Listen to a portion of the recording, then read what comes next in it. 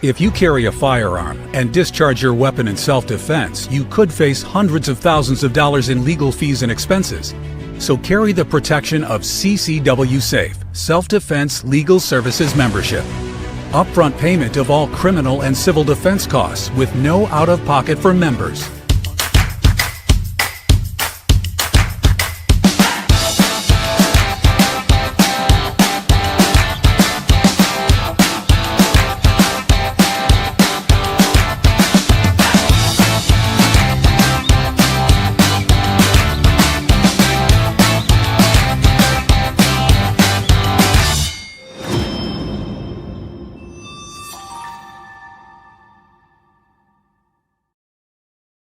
And we are back. I'm Chris. I'm the CEO of Survival Dispatch, joined tonight by my good friend Khalid Muhammad from Command 11 in Pakistan. And for those people who were not with us last night, we had a very faithful follower tell us that we are now to call Khalid single 711.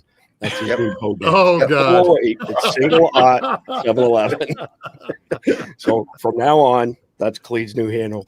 Below him, my good friend Randy Nance, combat wounded Green Beret from back home in Texas. Below him, our good friend JJ Carrell, 24-year CBP Special Agent, who has some interesting updates for us. And below him, our in-house CIA operative, Jeff MD, author extraordinaire, affectionately known in our circles as 007. So, JJ, I want to kick this off right away with just give our audience a quick update on what happens on October 20th in your world.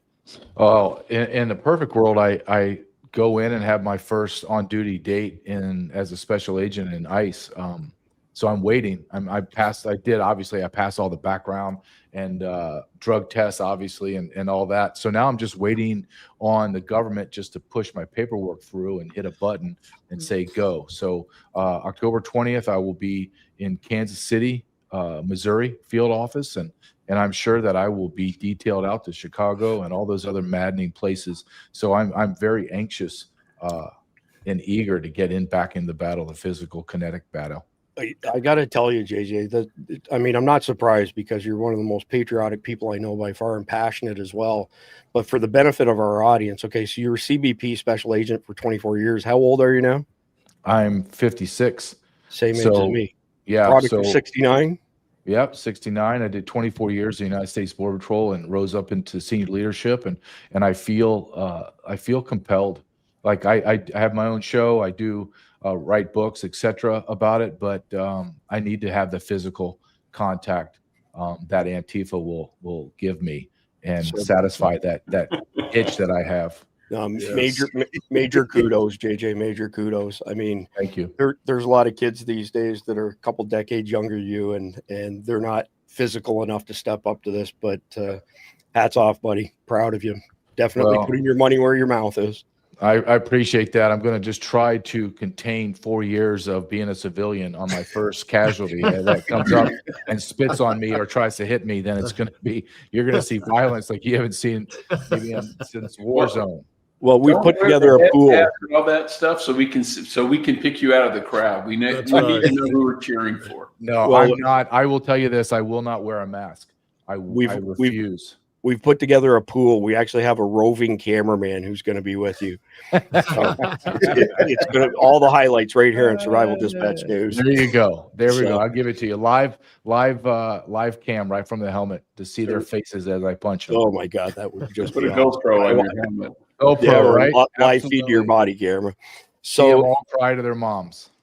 Awesome. So we're going to spend the first hour doing a situation report, the Command 11 situation report. And then in the second half, we're going to be discussing post 9/11 2.0 and radical Islamic jihadis, cartels, organized crime, gangs, and radicalized citizens like Antifa, all trying to pick at the bones of what's left of America as we know it now. And of course, this is after the complex coordinated terrorist attacks on 10 to 15 different tier 2 cities. This is episode number 37 of 144 planned. They all stand on their own. You can watch them in any order. You can watch some of them, none of them, one of them, whatever works for you. And also everything that we're giving you as far as being prepared is concerned, if Khalid and Sarah Adams and everybody else's intel is wrong, which it's not, but if it was, everything we are counseling you to do will put you in good stead for any type of calamity, whether it's a hurricane, a wildfire, ice storm, whatever the case may be. So we're going to jump in right now to the conflicted question of the night. Sorry about that, JJ. I didn't realize I left you hanging on stage like that. That's all right. Blame it on the guy with one eye, right? All right. So here's a conflicted question of the night, conflictedthegame.com. 14 card decks with questions posed in post-apocalyptic scenarios, always with some element of morality, or almost always some element of morality. So one of your friends approached you and confessed to you that he secretly plans to kill another of your friends. He is so driven towards this that he swears he will also take out anyone who gets in the way of his task. You like them both equally, and to help one would be betraying the other. When you pressed to find his reasons for murder, he remained silent. How would you handle this situation, and why?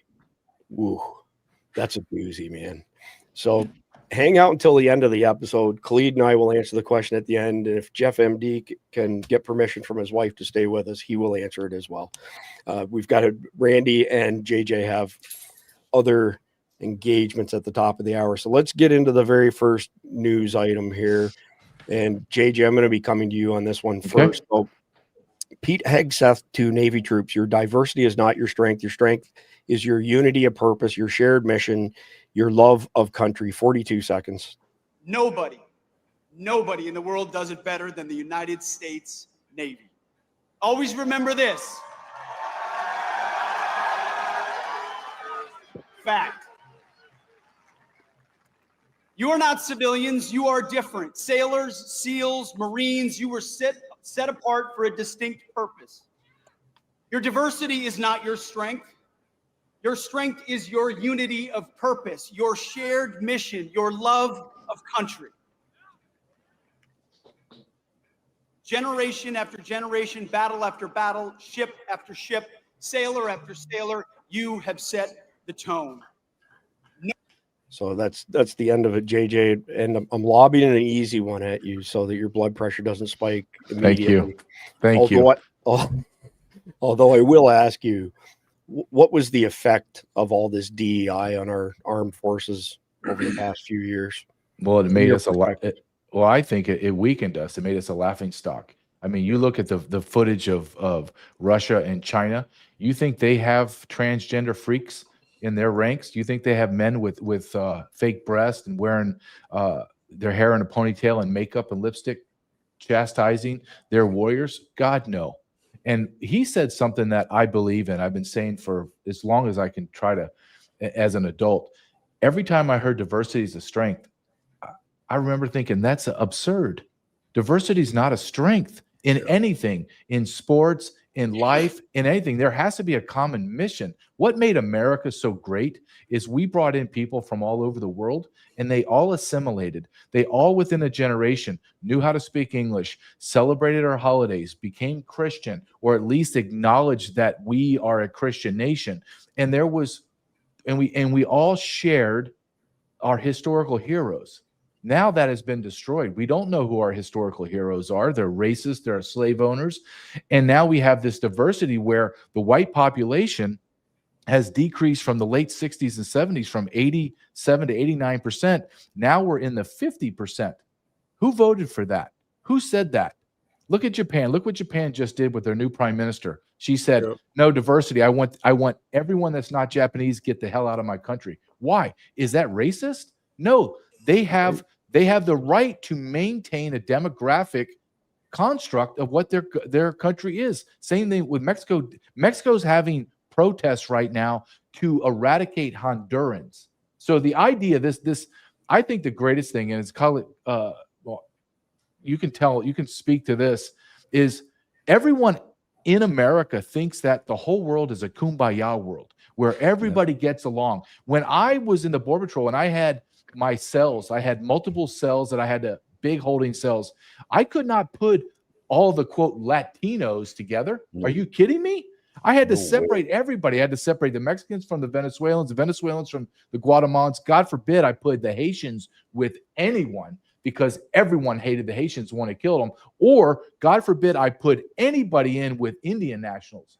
Dear God, No one wants to be with the Indian nationals or the Haitians. The idea that this world is everyone gets along and has friends and everyone's great and America is the racist ones, you're out of your mind. Yep. And I think diversity has been our downfall in America. We need to go back to a very defined who we are. This is what we believe in. And I think this is a great awakening in America, in the world, but more particularly in America, the great awakening that every single thing, at least for me in my life, that I have been told, and I mean everything, has been a lie. All of it has been a lie. And we don't have time to go through it, but I'm telling you, in my personal life, I'm looking at from religion, education, medical, monetary, the American dream, law enforcement, politicians, it's all been a lie. All of it, or some semblance of it, is a lie. Thus, for everything is a mirage. We live in a matrix. That's what I believe. And diversity is not our strength. There are, pardon me, 0 instances in recorded history of 2 diametrically opposed cultures occupying the same geography where one didn't end up winning out over the other. How many divergent or conflicting cultures do we have in America? I mean, we're in the double digits, man. Yeah. On multiple fronts. There's no way America stays America in this demographic construct that we have today. It doesn't. Yep. Yeah, totally agree. So, Jeff, I've got the next one queued up for you here. Let me bring the video up.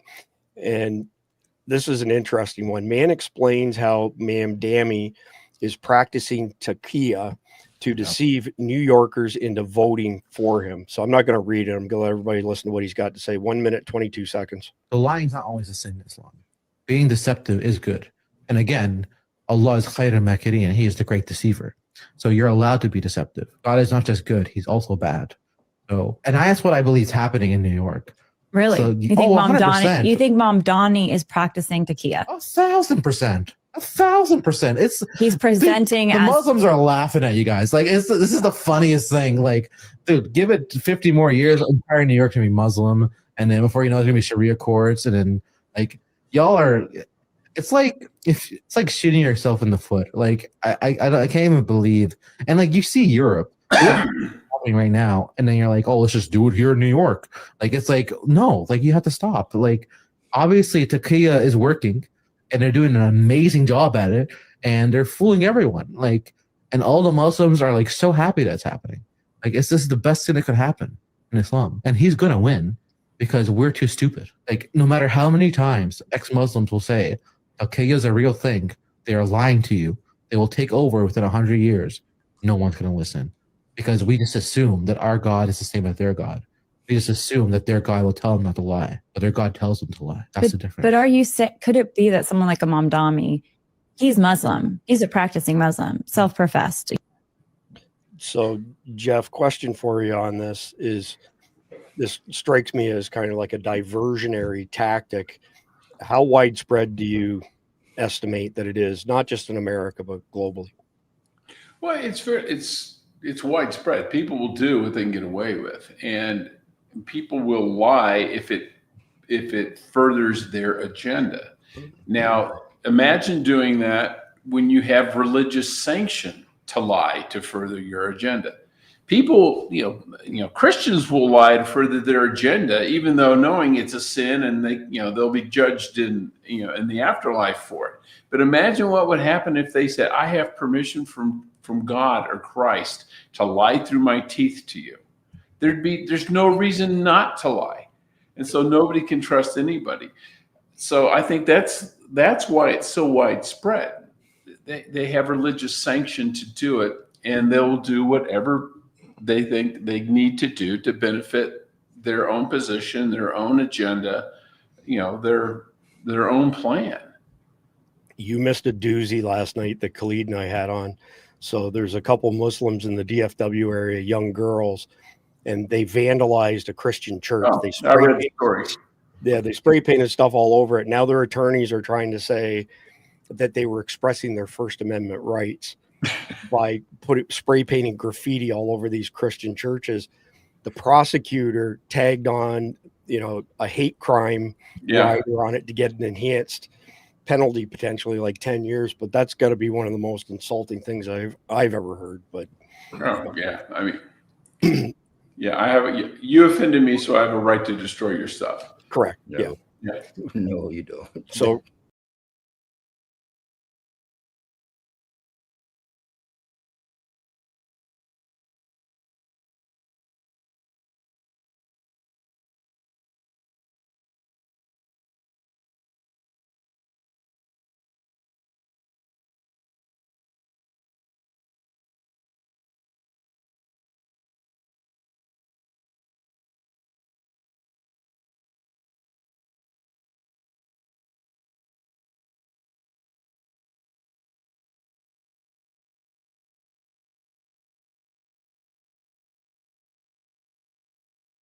there's a Well,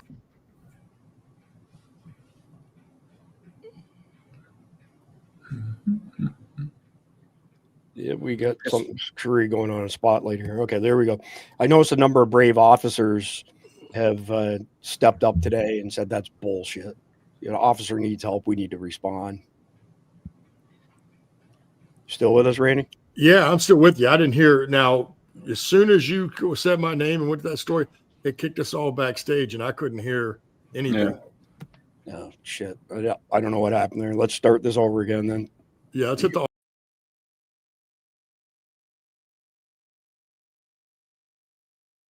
We've got, what is going on here, man? Holy crap. We've got some major problems going on with StreamYard here. It's kicking everybody off. All right, let's try this again and see if we can get this one to fly. Randy, can you hear me? Yeah, we must be over the target. Makes sense. Actually, we'll just blame Nick. He's backstage. It's his fault. He got it. I'm just kidding. All right. So, Sarah Adams, let's start this over again. Apologies to the audience. Do we have to worry that law enforcement isn't going to respond and protect the public during other terrorist events as well? Multiple law enforcement sources confirmed to Fox News that Chicago police officers were instructed by their chief of patrol to not respond to Border Patrol agents' call for help yesterday after they were reportedly surrounded by a large crowd of protesters following a ramming. So before you try to answer this, let me get us back to the other setup, Randy. Make sure you're still with us. Okay, good to go. Yep. How brutal. That's just disgusting. I have one question for you, then roll with it. How long before we see agency on agency violence that one cop ends up shooting another cop because they disagree with what ICE is doing? Well, I would say this is the very first step, isn't it? I think so. This would be the first step, because I was trying to remember when I saw this story that I've ever heard this happening before in this country, and I can't think of a single time that I've ever heard that law enforcement didn't back each other, whether it was state, county, federal, doesn't matter. And apparently it didn't happen in this case, which is very disgusting. Now, I don't know, unfortunately, I don't know how law enforcement works, like certainly in the city, for the state, for the county, or for federal. But, in the military, that's dereliction of duty. You can't do that without being charged. And I would imagine there's some sort of charge for that and all those officials. In fact, if the Republic, if we weren't so weak on the right side, they'd already be in jail today. Because if this would have happened during Biden or Obama years, those dudes would have been in jail the very next day. They wouldn't have waited around. I don't know why we're doing this, but, that is not a good sign. So I got to ask JJ here. I mean, JJ, you're fixing to go back into law enforcement as an ICE agent. What are your thoughts on these assholes doing? This is an asshole move. There's no other way to describe it. Oh, it's I've never, ever seen this in law enforcement. Never. Our radios are not, they're separately encrypted, so we can't speak to them. They can't speak to us. We have to get patched. But there's been multiple times where I've had stuff go down the border and say, hey, San Diego PD's in a hot pursuit, failure to yield. They're going to end up at this location. Okay, me and my guys roll down there. We help each other. There's no way in hell I'm going, no, they're on their own. Well, hey, they're getting shot at. They're getting boxed in by cartel. They're going to get killed. And we all go, I don't really feel like going. I mean, that's how, this is absurd, guys. This is criminal. And you know what? And you asked a great point. Great question. What's going to happen when there's this, I can't help you, and then I get pissed off, and then we get in a fight? And I saw this almost happen in Chicago yesterday, where an ICE officer in a black vehicle pulled up, and a Chicago PD officer began to berate the ICE agent, berate him, saying, "You can't drive down here. You bet," and just like yelling at him.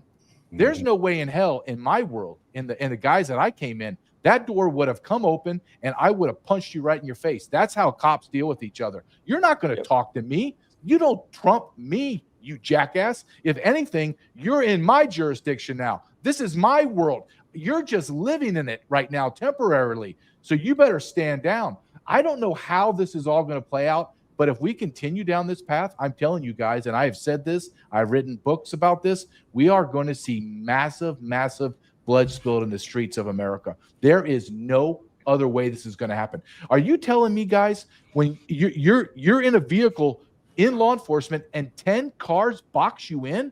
I'm surprised. If it was me, I would have came out of my vehicle with my M4 and I would have started blasting, because I had to think that, dear God, this is the cartel or this is Antifa. They're going to kill me. I'm in crossfire. All they have to do is shoot at me. I'm going to die. There's no way. I have to come out and I have to start killing everyone in sight. And don't think that's far. That's hyperbole, or that's just crazy. That is reality, guys. Yeah, I totally agree. So who had 23 minutes before JJ's head exploded and his blood pressure? You can't tell me. You can't tee me up and say that they're going to stand down. Law enforcement is going to stand down. My God, somebody's got head's got to roll. He's got to get fired right now, or he's got to go put in jail. I totally agree. I gave you a gimme. I gave you an easy question to start with, but here we go. We're winding JJ up. Time to rock. I need to go do something physical. I can't sit and talk to you ass monkeys anymore. All right. So, it just kind of lends to what I was saying. You know what I think? It's no different than what we heard. You know, when Khalid put out the information that our own federal agencies said they were going to look the other way and not stop these attacks. This lends to the same thing. That's what they just did in a different manner. And that's why I'm saying, I don't know why they're understanding doing something. I know Bruno putting their trust the plan. Hey, but the plan better get acting, because once this attack goes off, it's going to change the landscape, and they're going to use that against. Absolutely. Yep. Well said. So Khalid, you're up next. How are you feeling tonight, by the way? You look like you're still not feeling great. You okay? No, it's a cold day today, so I have to pull out the sweaters today. Define cold. What kind of temperature is that part of the 50 degrees here. Oh wow. It's 50 degrees here. Oh, that would feel good. I would like 50 right now. Man, it's like 90 it's really degrees. hot there. Yeah, 90 degrees, 100% humidity here. We just had that 2 weeks ago. It was 90 degrees 2 weeks ago. Wow. You got a hit humidity that we get here in the south? When you go down south towards Karachi, then the humidity is like 80%. You cannot walk out without your shirt sticking to you. That's a walk in the park for us. But all right, let's bring this one up, because this is a pretty big deal, this next one here. So starting today, according to Taliban sources, all Taliban commanders have been called to Kandahar for a 3-day meeting to discuss handing over Bagram Air Base to the U.S. I'm not going to read any further than that, Clete, because I'm going to let you speak to it. But aren't the Russians and Chinese at the table as well? Did I hear that, or am I wrong?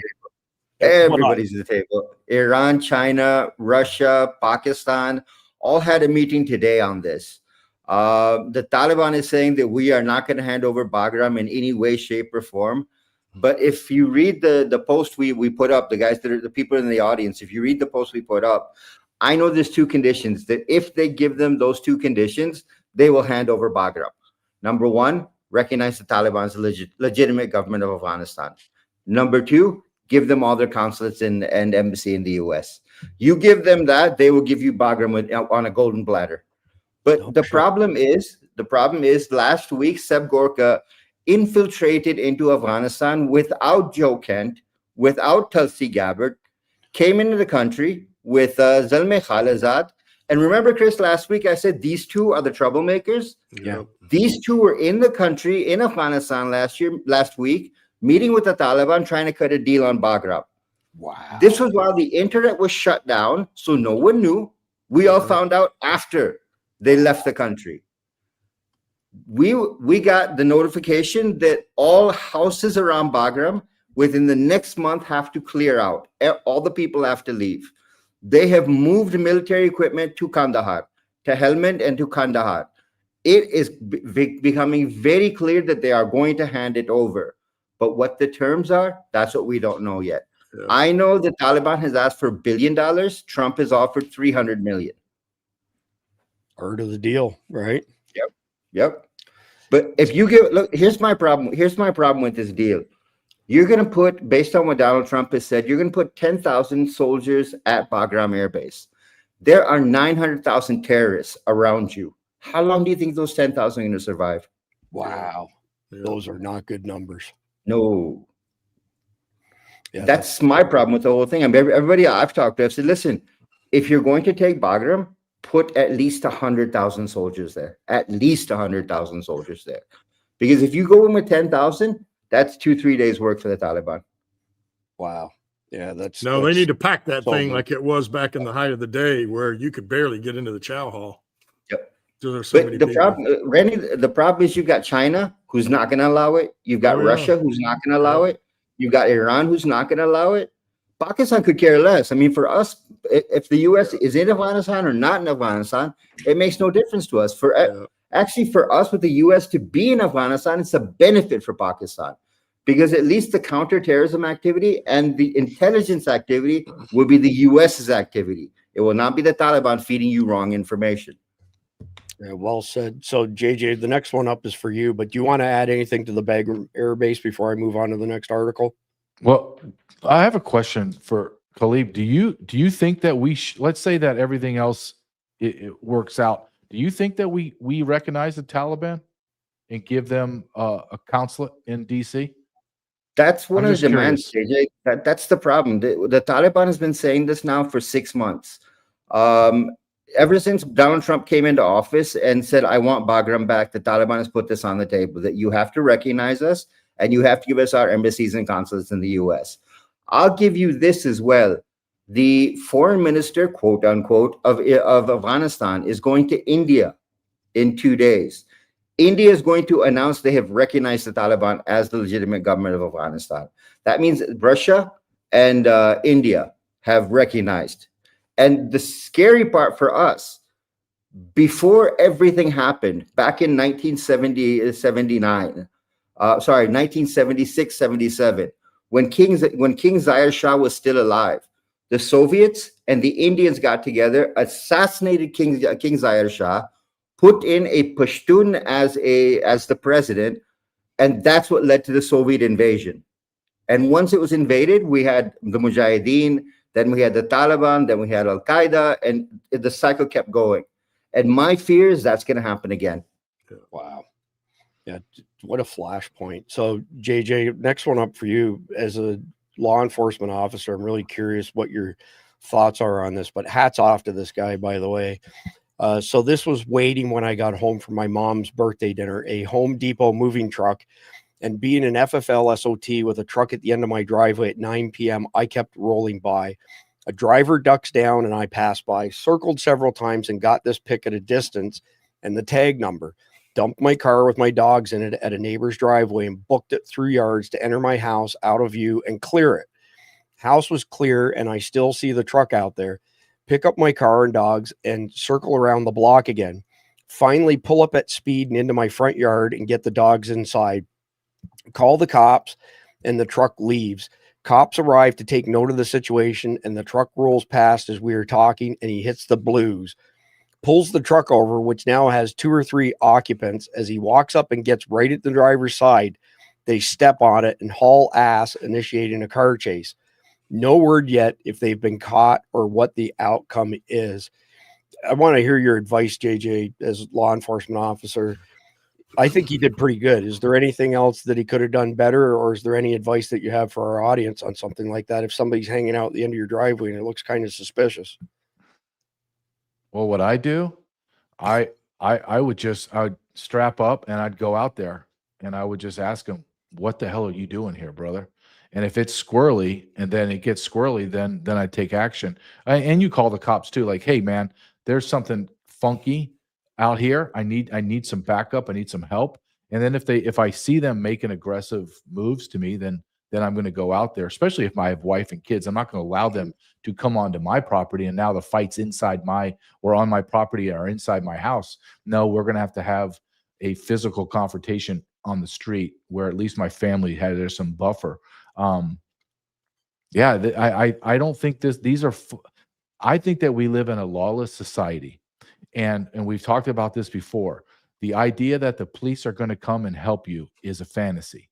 Number one, even if they wanted to get there as fast as they can, they're still minutes, 10, 15, 20 minutes away. That's just the truth. America, you're on your own. You either need to man up and get the tools needed to fight in a war, or just get used to being robbed. As they stay in Canada and some places in Portland, hey, just let them take your stuff. That's the protocol. As they rape your wife afterwards. Yeah, be a great way. Yeah, it's amazing. That's not going to happen in my house. I just think, the bigger issue here, Chris, is when is the men going to stand up to where let's say that we go back to the 50s and this stuff never happens, meaning though these guys are always taken care of, they're shot, they're killed, they're arrested, they're beaten up by the neighborhood guys. Until we go back to that, we're going to have a lawless society because the bad guys do not fear the strength of the good guys, because the good guys have been feminized. Our testosterone has been lowered through our foods and medicine. We are a gutless, impotent, and cowardly group of men societally right now in this generation of American men. It's sad. Yeah, it is definitely. For those people who aren't aware, JJ speaking the truth on this. Today, the average 20-year-old male in America has a lower testosterone level than a 70-year-old man had at the turn of the century, and it's all been done through our poisoned food supply. So, Jeff, next one up is for you here, and this is kind of offensive as well. The J. Jones text messages have sparked a nationwide focus on Virginia. Rightfully so, but it's not just Jones. The entire Democrat leadership in Virginia is extremely radical. Let's catch everybody up. You weren't simply asking questions, and you know it. I genuinely was. I wasn't attacking you. I was trying to understand your logic. You weren't trying to understand. You were talking about hoping Jennifer Gilbert's children would die. Yes, I've told you this before. Only when people feel pain personally do they move on policy. Send them awash in something. 3 people, 2 bullets. Gilbert, Hitler, and Pol Pot. Gilbert gets 2 bullets to the head. Spoiler, put Gilbert in the crew with the 2 worst people that you know. This guy is, running for office and telling other people to go kill other politicians. Chris, he's running for governor of Virginia. You're on mute, Jeff. Jeff. He's running for attorney general, the chief law enforcement officer in the state of Virginia. And he's wanting people killed. He's wanting their families killed.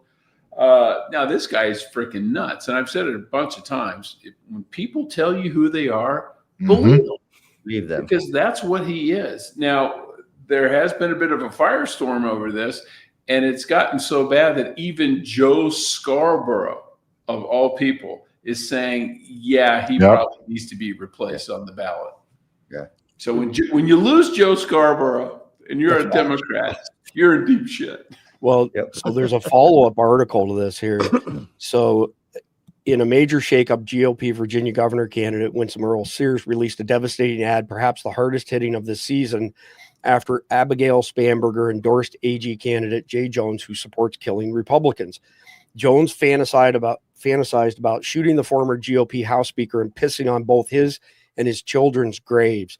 Spanberger in the ad. I'm excited about this ticket, Jay Jones. It's great to be with Jay Jones. Reporter, you said Gilbert's wife could watch her own child die in her arms so that Gilbert might consider his Republican political views.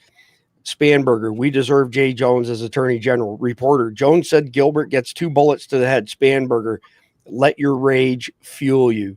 I'm going to play this for 1 minute and jack everybody's blood pressure up. We start with breaking news from the campaign trail. Jay Jones is under fire. Jay Jones is under fire. Jay Jones is under fire after messages he sent in 2022 saying former Virginia House Speaker Todd Gilbert should be shot. I'm excited about this ticket.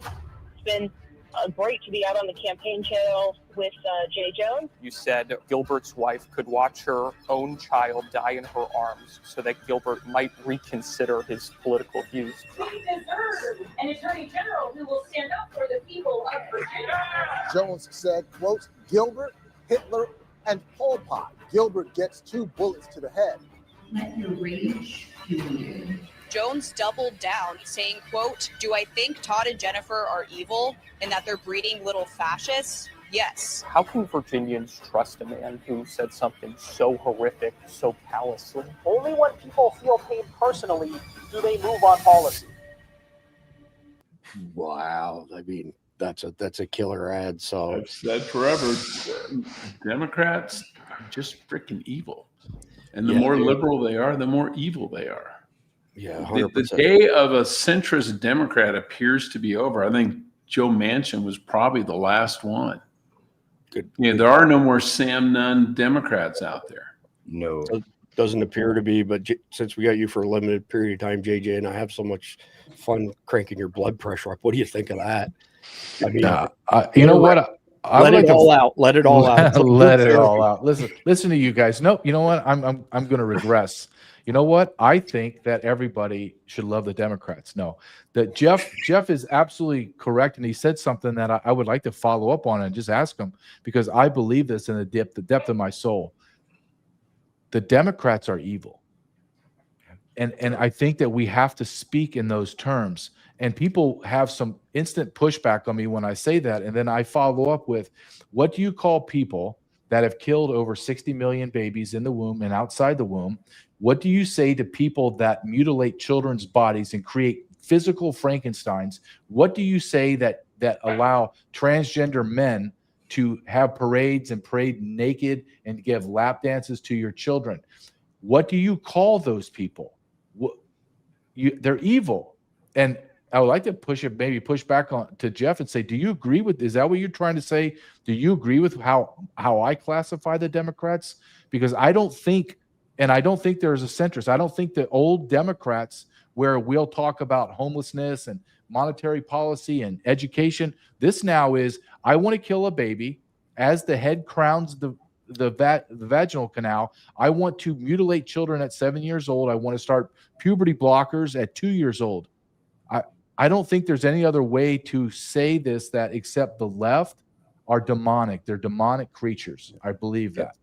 Yeah, and I agree with you. That's why I said there used to be centrist Democrats. Yeah. Bob Casey, the governor of Pennsylvania, was vehemently pro-life, and he was a Democrat.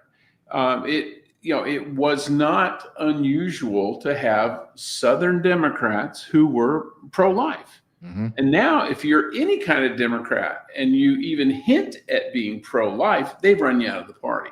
Mm-hmm. The other one is, transgender and, like letting boys in women's, the girls' locker rooms.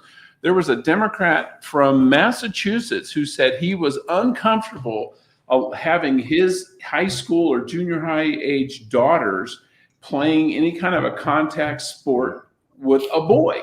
Mm-hmm. And they damn near drove him out of the party. He had to retract it and say, I'm sorry, I didn't mean it. No, he did mean it. And thing is, you talk about people who need to grow a pair of balls. Mm-hmm. It's someone who claims to be a Democrat, but chooses not to embrace insanity. And that's what this is. It is insanity. And then you follow up with this guy saying, I want to put bullets in him. We don't talk like this. Now, we might say, hey, I want to punch the guy in the head and all that. But we're not saying, hey, you know what? I think we should go and somebody should put a bullet in Joe Biden's head. Or I want Mayorkas killed. No, you hear us talk like this. I want justice served. I want them arrested because they committed these crimes. Here's the evidence. Give them the constitutional rights of a jury of their peers. And if they're found guilty, I want this applied. That's how we talk. Conservative Christians talk. The left are run by demons. Look. This is the stress test if I'm off base or not. Anytime that you go look at a rally or transgender or anything, look at the physical features of the people. Like their skin, and I don't mean this to be mean, their skin is grayed out because they're soulless. They've become occupied by demons. Look at how they look. They look grotesque. And it's not like I'm not bagging on them being obese or they're fat or they're disgusting looking. No, I'm just saying there's an aura about them that is grotesque. That's how I see it. And they're always unhappy no matter what. Yes. They can't take any pleasure in any aspect of life except the death or pain of the people who they disagree with. Yes. I don't go through life hoping that, Nancy Pelosi has a heart attack or crap. I don't care. I don't want her in office. She probably should be in jail for all her illegal stock trades, but that's a whole different issue. And when Joe Biden was diagnosed with, prostate cancer, I didn't go out and party. It's sad. It's a horrible disease that people should get cancer. But I'm not going to go. Here's a toast of beer to cancer. But these people do that, and we saw it with Charlie Kirk in particular. It's like they mischaracterize him, and then they're dancing on his grave, and it's like he was actually a very good person. They'll never see that. JJ, I got to bring you back up because this is a good question from Corey Daly. What are the rules of engagement for citizens to support law enforcement that are under attack? One quick comment: about 15 years ago, there was a cop pulled a guy over on I-75 near Tampa, and it was this big black guy. He was like 350 pounds, and he was sitting on top of the cop, beating the tar out of him. And another black guy stopped, and the cop is yelling at this second guy because he had a concealed weapon that he pulled. He kept screaming, "Shoot him, shoot him, shoot him." And this is Florida, where we're pretty conservative, and that Good Samaritan shot that guy and saved that cop's life. So that's the only example I have of this, but I'm dying to hear what your thoughts are. Like, is there anything in place for this stuff? Yes, when you see a cop, let's say I'm a civilian now. So let's say I'm driving down the road and I see the flashing lights, and I'm driving closer, and I scoot over to get around them, and I see a police officer fighting someone. I'm getting out of my car, and I've done this off duty where I've seen sheriff officers getting attacked by 3-on-1, and I get in there and I stranglehold them. I'm a civilian. I have the right to protect a police officer, and I think you have a moral obligation. Mm-hmm. Now, if you see multiple police officers dealing with someone, stand back. But if you see a officer losing a fight, which happens, sometimes you just get on the bottom end of it and you're losing a fight, or there's a 2-on-1, a 3-on-1. You have to help these officers. If you don't have a gun, why don't you run up there and sock him in the face, at least knock him down for a second, or jump on his back and stranglehold him to allow the cop to get up and put the gun to his head and blast him, whatever has got to be done. But this idea that we're just going to allow these cops, look, the violence on cops and on ICE is like over 1,000%. I want your audience to understand, and I'm sure they do, but I want to really put it in this context. Let's say you're an accountant watching this show, or let's say that you are a businessman. I would say to you today, you're going to go from your car in your parking lot to your business, and there's a very, very good chance someone's going to try to shoot you with a sniper rifle on a building. How many times are you going to go to work? How many times are you going to go into that building? You're not. You're going to be like, what the hell? Now, on top of that, if you get into, you don't even have your vest on. You're just walking in plain clothes. Now, let's say I'm going to add this. After you get done doing your accounting, you're going to go for lunch and drive to Chick-fil-A. There is an almost guaranteed you're going to have a physical confrontation. You're never going to go to work. And if you have to go to work, you're never leaving for lunch. That is what it's like to be a police officer today. You get your uniform, your vest on, you get your gun on your hip, your M4 ready. You know, without a shadow of a doubt, and I did this for 24 years, I'm going to be in a physical altercation today. That changes your mindset in life. It has. And this idea that it's okay to even touch a police officer is mind-boggling. You know what should happen? This is what should happen. As they used to be in the olden days, as police were walking their beat, what did people do? They got the hell out of their way. Like they gave them a wide berth, right? I'm not even going to have an appearance that I'm going to touch him. Now we have people running up the cops in their face, spitting on them, telling them they're going to kill them. And the gutless police, because of Ferguson and George Floyd, are scared to death to do their job. That's why it's so vital for guys like me to go back, because these young guys need to see what policy and law is, to understand policy and law, just like an athlete. Greatest athletes do not think, they react, right? So I have policy and law built in my brain. I know exactly how these things work. I've been through these situations. So I'm not even thinking, I'm reacting. I'm just reacting. I'm so fast. The bad guy has no idea. They're like, what the hell's going on? And he's zip tied, or he's got the bracelets on, and I'm done. Now I don't have use of force. I don't have shootings. I don't have anything, because the guy that is a bad guy is hogtied before he even knows it. So now I don't have all these crazy use of force and shootings. The reason why we have all those is because police officers are not reacting the way they should. How many times have we seen video, guys, where the police officer asked the assailant a dozen effing times to do something? I ask, I tell, and I make, and I do all that in a half a second. Get on the ground. Oh, you're not. I'm already moving in. Bam, you're on the ground. You have no idea what hit you. You're not going to struggle because you're going to be dazed. That's what needs to happen in law enforcement. But they have no backing. So that's why they pull back and they go, I don't want to do it. Just like the officers in Chicago PD didn't run in to help because they knew the chief of police would take his gun and badge and put him on the rubber gun squad. Yep. That's unbelievable. Unbelievable. It absolutely is. So, Randy, next one up is for you here. And I chose this one for you because it's related to first aid. So if y'all aren't following Minuteman Preparedness, super nice guys trying to grow an audience. Check them out on X and YouTube. So Minuteman Preparedness. And he shared this post, which is pretty awesome. Give this a look. It's life-saving information. Everyone needs an IFAC with quality components, with that IFAC proper training. So individual first aid kit. So the person before him mentioned that they went through this March training per se. If I can get it on screen centered, there we go. So it's an acronym: massive hemorrhage, airway, respiration, circulation, hypothermia, head. So the reason I came to you on this one, Randy, is of course because you used to be a paramedic, and I'm just curious your thoughts on that. I'm not familiar with this acronym. Well, I'm not either. I've always went by ABC, which is airway, blood, and circulation, right? Because the airway is the most important. However, he's got major hemorrhage there. Okay. And it's a fact. If you walk up to a patient that's bleeding profusely, you have to get on that right now and try to do what you can to mitigate that, or you're going to lose them quickly, obviously.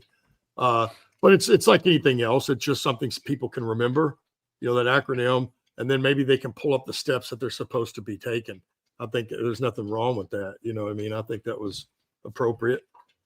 Just out of curiosity, when you were a paramedic, did you ever come upon a scene where somebody was trying to help somebody else, but they were in some sort of state of shock and they were incapable of helping in any way whatsoever?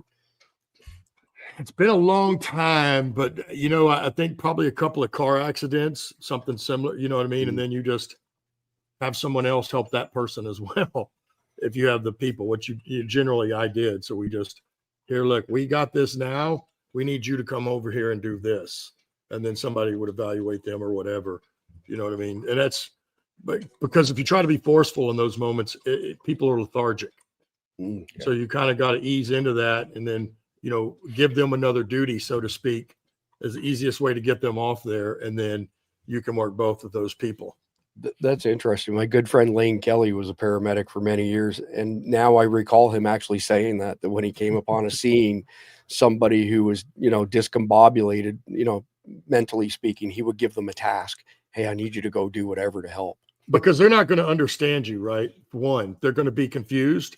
And then if you're trying to tell them to stop what they're doing, that mind is already locked onto that. So you have to give them something else to do, so that they can move on, or they're going to argue with you or fight. And of course, you may not have that kind of time. Yeah, I appreciate that. Great advice for sure. So Khalid, next one up for you. It's time to raise your blood pressure a little bit, because I know that you're very fond of Sebastian Gorka and Tom. Very fond. I know. I mean, let's just call it as we see it, right? So this is from Ambassador Tom Barak. This guy, I'm going to let Another favorite of mine. Yeah. I visited Northeast Syria today with CENTCOM Commander Admiral Cooper for substantive conversations with Mazoum Abdi and the SDF. Forward momentum for the president's vision of give Syria a chance by allowing Syrians to unite with all Syrians in a renewed effort for cooperative peace and prosperity. So does that mean like you kill 2,000 Christians a week and then you kill 2,000 Jews the next week and you keep doing that till they're all gone and then we have peace? Well, here's the thing. I don't even know where to start with this one. It's your post. You put it on. SDF is Pentagon supported. Let's make that clear first. The Syrian Democratic Force is supported by the U.S. Pentagon. You want the SDF to lay down their weapons and join Jelani's government and join Jelani's army. That makes zero sense to me. And the fact that you have got the ambassador of the U.S. going and telling a militant organization that's protecting, and what are they doing? They're protecting the oil fields in Syria for the U.S. That is their core responsibility. They are not fighting anyone else. They are there to protect the oil fields where the U.S. has investment. You have got the ambassador going there with CENTCOM commanders and saying, oh, you know what? Why don't you lay down your weapons and join the terrorists? This is turning into a model. Sarah said this the other day. She goes, we brought Jelani to America.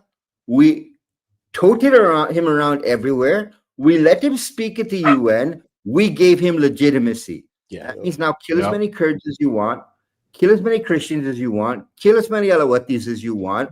We're not going to say a word because you're our guy.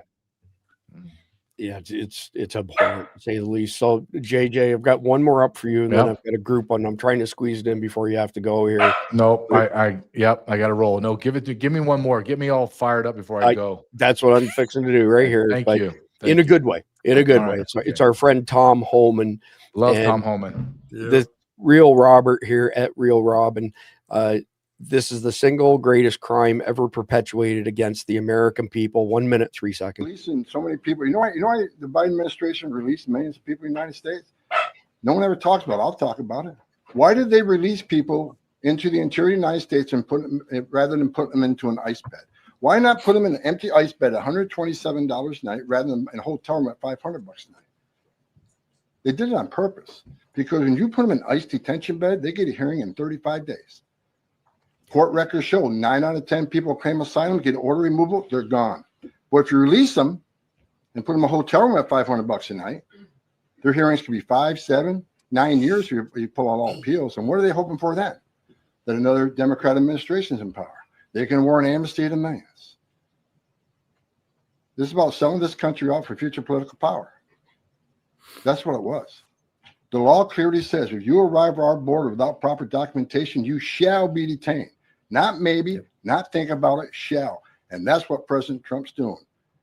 Catch and release is over.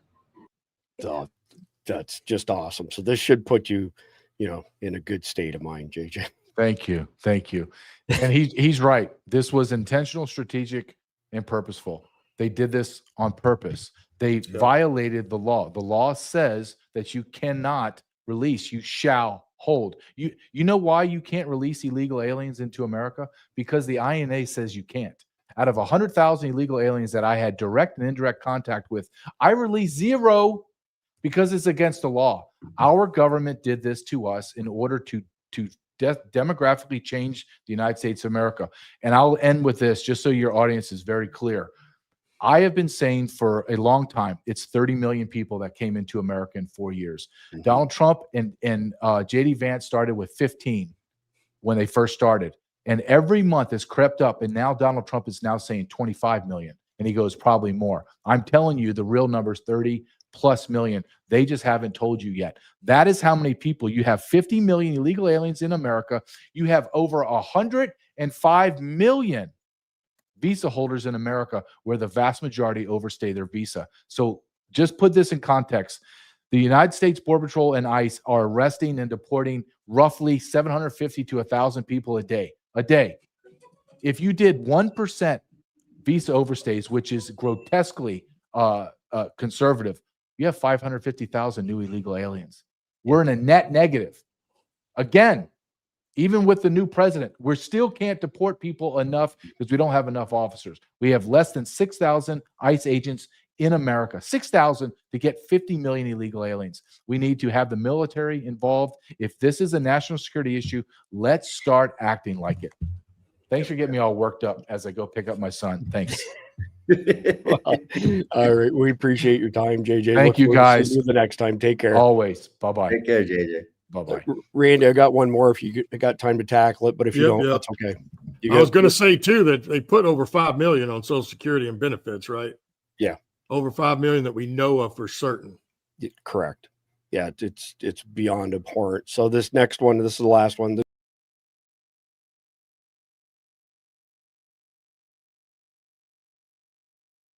Chicago police commanders for prohibiting rank and file officers from aiding ICE agents surrounded by protesters. When an officer calls for assistance, you answer no matter what. And that's the way I feel about it. I don't know what you want to add to it. I mean, aren't they partners, right? Supposedly. I mean, that should go back and forth, right? That should. I scratch your back, you scratch mine, or heck, you watch my back, I got your 6, right? Yes. It makes no sense that took place. And the fact that we have cities that allow that, of course, that comes from probably even the governor's office, but certainly the mayor of that city, your police chief, and then on down into the supervisors. Somebody, I mean, again, I'm not sure why those people aren't already in jail. For one, for not doing their job, and then letting officers, because that possibly could have went in a bad way since they pinned all those vehicles in. We talked about the officers should have got out and started shooting. What if they had a whole, 10 guys there waiting to shoot when they blocked them in? It would have been over in a matter of seconds. Yeah. That's how serious this deal is. And sooner or later, that is what they're going to do, because these people are demonic. They are evil. Is there any question now that Tim Walz probably didn't have something to do with those lawmakers that voted against them, shot in his own state? Yeah. I mean, we're watching this erode, and we talk about, because we have Trump and his part of the government, but all these federal agencies, and then all across all these states, you have all these people working the other direction. And, that is our problem. And I saw somebody in the comments earlier said, we are definitely in a civil war. We're not there yet. He says he didn't care what anybody says. You're right. We're teetering close to it. We really are, but we're not there yet. And I trust me, when it happens, none of us will have to ask if we are or not. Yeah. Touche. Well said. So Randy, appreciate your time. Thank you, guys. All right. Take care. Yep. Take care, Randy. Yeah, All right. y'all too. So hang with us, y'all. We are now getting ready to start the main topic of the night. So this scenario is post 9/11 2.0, complex coordinated terrorist attacks, and you have jihadis, cartels, organized crime, gangs, radicalized groups like Antifa conducting ongoing attacks in the homeland as they vie for control of a very splintered America. Before we dive into that, I want to put a PSA out for Carnival. They're looking for, let's call them micro influencers. So you don't have to have millions or hundreds of thousands of followers, but if you have 10,000 or more followers on any social media platform and you would like to work with Carnival, send the links to your socials to support@survivaldispatch.com. We'll pass them on to the guys at Carnival. At the very least, they want to send you $250 worth of Carnival product. And if you've got a really active following that's highly engaged, there could be some monetary compensation attached to that as well. One more thing I want to quickly mention, because I won't be discussing this too much more, is that the POC link radios that we tested and we've been talking about with everybody, they're almost at 1,000 sold. I'm going to guess maybe 2 more days max, and these are going to go away. So right now you can get 2 radios for $399, and you also get SIM cards that give you global access to multiple networks around the world. There's a PTT button on the front. When you push that, it's radio to radio. There's a PTT button on the side. When you push that, it's LTE to LTE. So one of the cool things with these radios is when Dr. Michael Fabian and I were testing them is I used a regular GMRS radio and bounced it off one of those handsets, and then it went out over the LTE network. So it's a good extra tool for what the price is to add to your toolbox as far as SHTF communications are concerned. It's worldwide. And if the battery dies or you had it turned off, you go to the smartphone app, it has a recording of everything that went out. So those people who sign up for Survival Dispatch Guardian memberships, if you have these radios, send an email to support@survivaldispatch.com. We'll give you the QR code to join the Guardians group on the POC-Link radios. So the benefits of being a paid member of Survival Dispatch for $7.99 a month or $74.99 a year, which gets you 2.5 months for free, you get enrolled in the SDEN system, Survival Dispatch Emergency Notification System. We send those to our crazy busy Signal chat, which is another benefit of being a Guardian. It goes to your email. It goes to a hidden section that only Guardians can see on our Substack. And if you have the POC-Link radios, it goes to them as well in real time. So at $399 for 2 radios and never have to pay for network access is a pretty good deal. And again, $7.99 a month to sign up as a Survival Dispatch Guardian with a whole bunch of extra stuff that we'll talk a little bit more about once we get going. So let's dive in here to segment number 1. So think of things this way. We have destabilized America. The bad guys have destabilized America. You have this unholy alliance where jihadis and cartels are joined at the hip, and they've been working together for decades already. And they're fighting some gangs, but other gangs are on their side. You have Antifa in the mix, who are very opportunistic, and you also have organized crime who are cutting deals or going against other people. So, I mean, this will be an existential threat to our republic and our, traditional values. And once 9/11 2.0 happens, we're never going back. And America and the world will be changed forever thereafter, and not for the better, by the way. So, Khalid, I'm going to come to you first, and then Jeff, same question. And it's a wide open question. It's big. But Khalid, describe how terrorist attacks, terrorist tactics, strategies, all that stuff have evolved since 9/11 1.0, because it's a vastly different enemy that we face today. Yeah. 9/11 1.0, these guys couldn't even shoot straight. I mean, you put a target in front of them, they couldn't hit it. They would empty an entire magazine before they hit the target once. That was the level of training these guys had. The terrorists we're seeing on the battlefield now, they are dead on accurate. I mean, dead on accurate. Even from a moving vehicle, they're dead on accurate. Wow. We have watched training in Afghanistan on motorcycles where they have been sitting on the back of a motorcycle facing towards traffic. And as the motorcycle is going, tuck, tuck, tuck, tuck, tuck, and they're firing away. We have seen assassinations on the road where a Taliban has come out of the cornfield, shot a police officer, and gone back in the cornfield and disappeared. And no one knew where they went to. The level of tactics they have gotten to now, it's obvious that they've had training. It's obvious they've had very specialized training. It's obvious they've been in a war environment, because we know that Russia took a lot of these trained fighters to Russia to fight Ukraine. And the reason we know it is because Zelensky said it once in a press conference. Said, look, we have shot Tajiks, we have shot Afghanis, we have shot Pakistanis, we have shot Uzbeks. Where did they come from? We know where they came from. They were all trained in Afghanistan. The Russians picked out the ones they liked and said, come on. And they paid the Taliban for them. See, what you've got now in the U.S., in Afghanistan is, one, you've got a terrorist network operating. Two, you have a mercenary army that is for sale to anyone who wants to use them. And this is not what we saw back in 9/11 1.0. 2.0 is a level, think of it this way. The terrorists that will be attacking you in the U.S., in Europe, would be like having a Green Beret Delta team on ground fighting against normal citizens. How do you win against them? I mean, you really need to understand what they're doing. And we see so many videos, and I really wish I could post all of them, but my X is already suppressed. So even if I post it, people don't see it.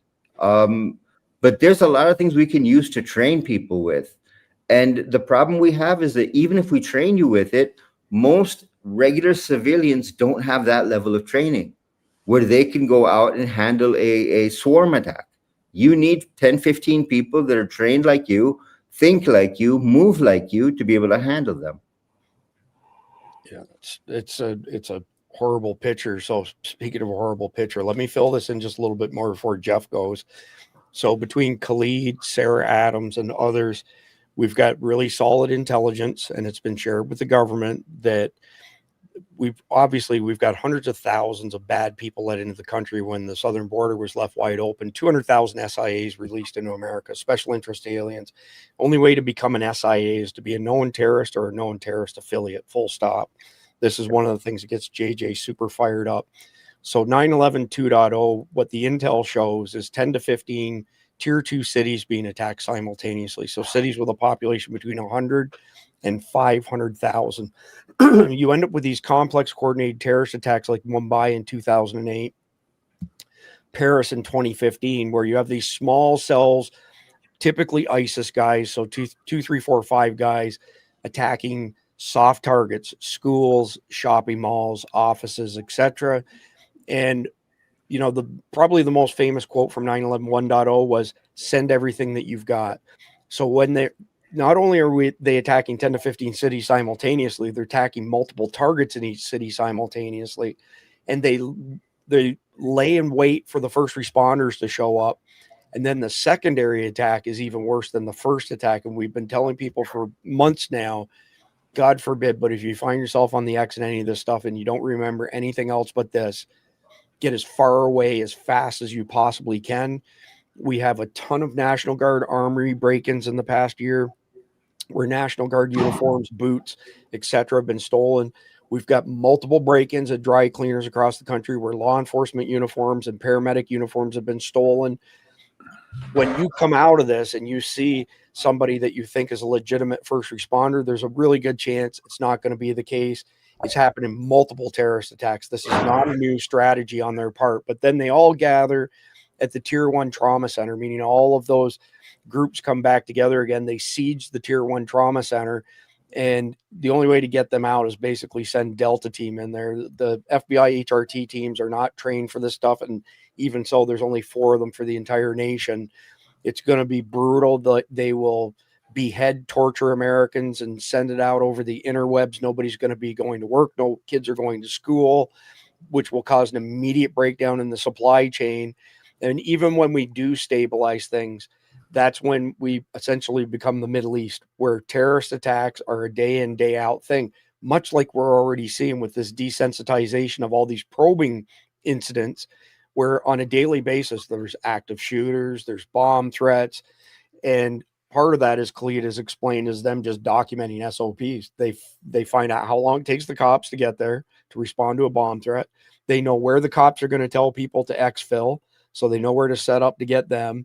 And they're documenting all this. This is a final stage before the big show. So, Jeff, pivoting to you here, I want to have you talk about hybrid crime / warfare.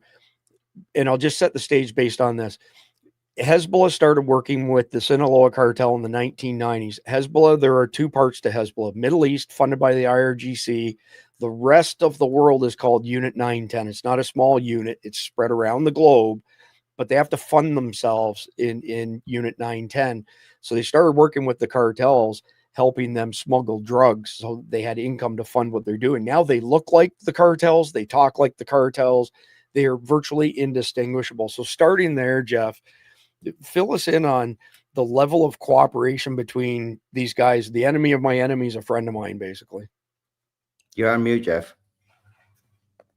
If you're trying to, you've got to fund yourself. So you've got to be able to generate a lot of cash. And the best way to generate cash, drugs. It's a high margin product. Everybody has it. You get people addicted. You have a guaranteed customer base. That's why drug dealers are drug dealers. They can make a lot of money at it. Not the street level guys. They don't make squat really, but the upper level guys, they're basically, they don't count their money. They weigh it. So it's a natural fit for them, because if you're in the drug business and say, for the longest time, a lot of the heroin coming out of Afghanistan was filtered through Beirut. Yep. So that's Hezbollah. Now, if you want to distribute in the United States, do you really want to risk trying to ship all that heroin to the U.S., or are you just going to ship it to Mexico and let the cartels deal with it? You make it a little less margin, but you have a lot less risk and a lot less exposure. Well, now what's been happening recently is, with Trump and Hegseth basically unaliving drug smugglers up the South American coast, the cartels and then us declaring the cartels, a terrorist organization. They're probably going, why the hell not? Why aren't we working together? They're killing us just like they're killing the terrorists. We're both in the drug business. Let's work together. Let's join forces, combine our resources. You cover our 6, we'll cover yours. Again, the enemy of my enemy is my friend. They may not they're not Muslims and they're not jihadis, but it makes sense for them to basically work with them. So follow-up question, and I want you to answer the same question, Khalid. Jeff, if you were advising the government, like you had a lot of pull, you were high up, is there anything that you would do today to try and weaken these alliances, which have now been formed over decades and they're getting, broader as time goes on? Well, I would continue to unalive the drug cartel guys and then come out publicly and say, the reason we didn't do this before, but we're doing it now is because they have established connections with terrorist groups. So you got to do is convince the cartels it is not in their best interest to join up with terrorists, because before you had DEA going after them. Now you're going to have SEAL Team 6 and Delta Force, totally different critter. And even the local governments may say, guys, you want to back this off a bit, because we really don't want American military invading northern Mexico because of crap you're doing with terrorist groups. So I'm not going to get the number correct, but our mutual friend, Don Mann, who was a Navy SEAL, full career, 20 years, and then was CIA for 20 some odd years after that, 23 years after that. Don mentioned on an episode of Survival Dispatch News at least 3 years ago that we had intel on Hezbollah and Sinaloa cartel as early as the early 1990s. And I think he said by the time that he's retired from the CIA, there were many hundreds of these Hezbollah cells working with Sinaloa cartel. Not that they were huge cells, but there was a ton of them. Just out of curiosity, how big do you think that is today? Like, how many are we talking, ballparkish? Worst case scenario, best case scenario? Well, I have no idea how many cells they have, because, like you say, a cell could be 2 guys. I know from my experience that they were working together 30 years ago, often, and they used the cartels. They would pay the cartels to smuggle their people into the United States. They were providing drugs to the cartels to then sell into the United States. They have a very long and well-established business relationships between the terrorist groups, funneling the Afghan heroin into the United States, and the cartels, because it was about money and about drugs. So, one hand washed the other. So post 9/11 2.0, when they're going to be fighting over this, I don't know what the right word is, but basically very weakened America, it's not a big stretch, in other words, that they would combine together to try and, I guess, rape what's left of America to the best of their combined abilities, essentially.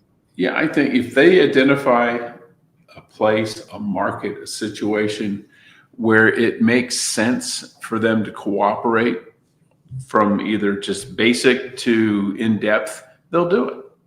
You know, why wouldn't they? It's a business opportunity for them. Business opportunity, and Khalid, it's also retribution, right? So I'm curious what your advice would be to the American government if you had that poll. And maybe before that, just one quick question. What has Hezbollah taught the cartels that they didn't know before? Like, have they instructed them on how to build IEDs and those sort of things? Like, has there been an exchange of basically terrorist training? Well, look at it this way. I'll take you backwards a little bit. When Hezbollah started working with the cartels, it was just it was drugs and human trafficking. When the war started in the Middle East, they took cartel members and they brought them to Lebanon. They trained them in the Bekaa Valley, which is the most elite force of Hezbollah is in Bekaa Valley. Then when the conflict kicked off in Ukraine, the Ukrainians brought those cartels to Ukraine to teach them how to fly drones, to teach them how to use munitions on drones, and to give them battlefield experience. When they came back to Mexico, they were now a powerful force compared to what they were before. If you remember the old cartels, whenever they carried out an attack, you were looking at basically block off the road, open fire, fire an RPG, blow up the vehicle. That was it. That was the extent of their attack. Now they are on a level of warfare, which is something that the U.S. is not ready for. Let's just assume the cartel uses a tunnel, comes out in Arizona, New Mexico, Texas, California. They move from there into a safe house, settle for a week, and the next day or a few days later, they come out and they launch an attack on, for example, San Diego.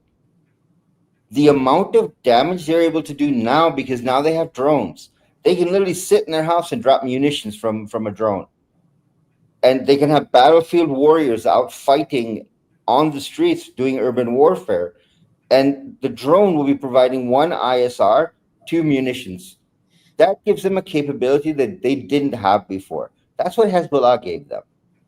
So did that come like IRGC, Hezbollah, and then passed on to the cartels, essentially? The problem is that when you have a country like Iran that has an IRGC that runs separate from their government, the IRGC and the government are two separate people. IRGC runs Iran. It doesn't matter what mullah is sitting on top. IRGC runs Iran.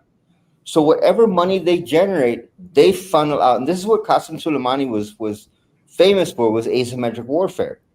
He funded Syria, he funded Hezbollah, and he funded Hamas.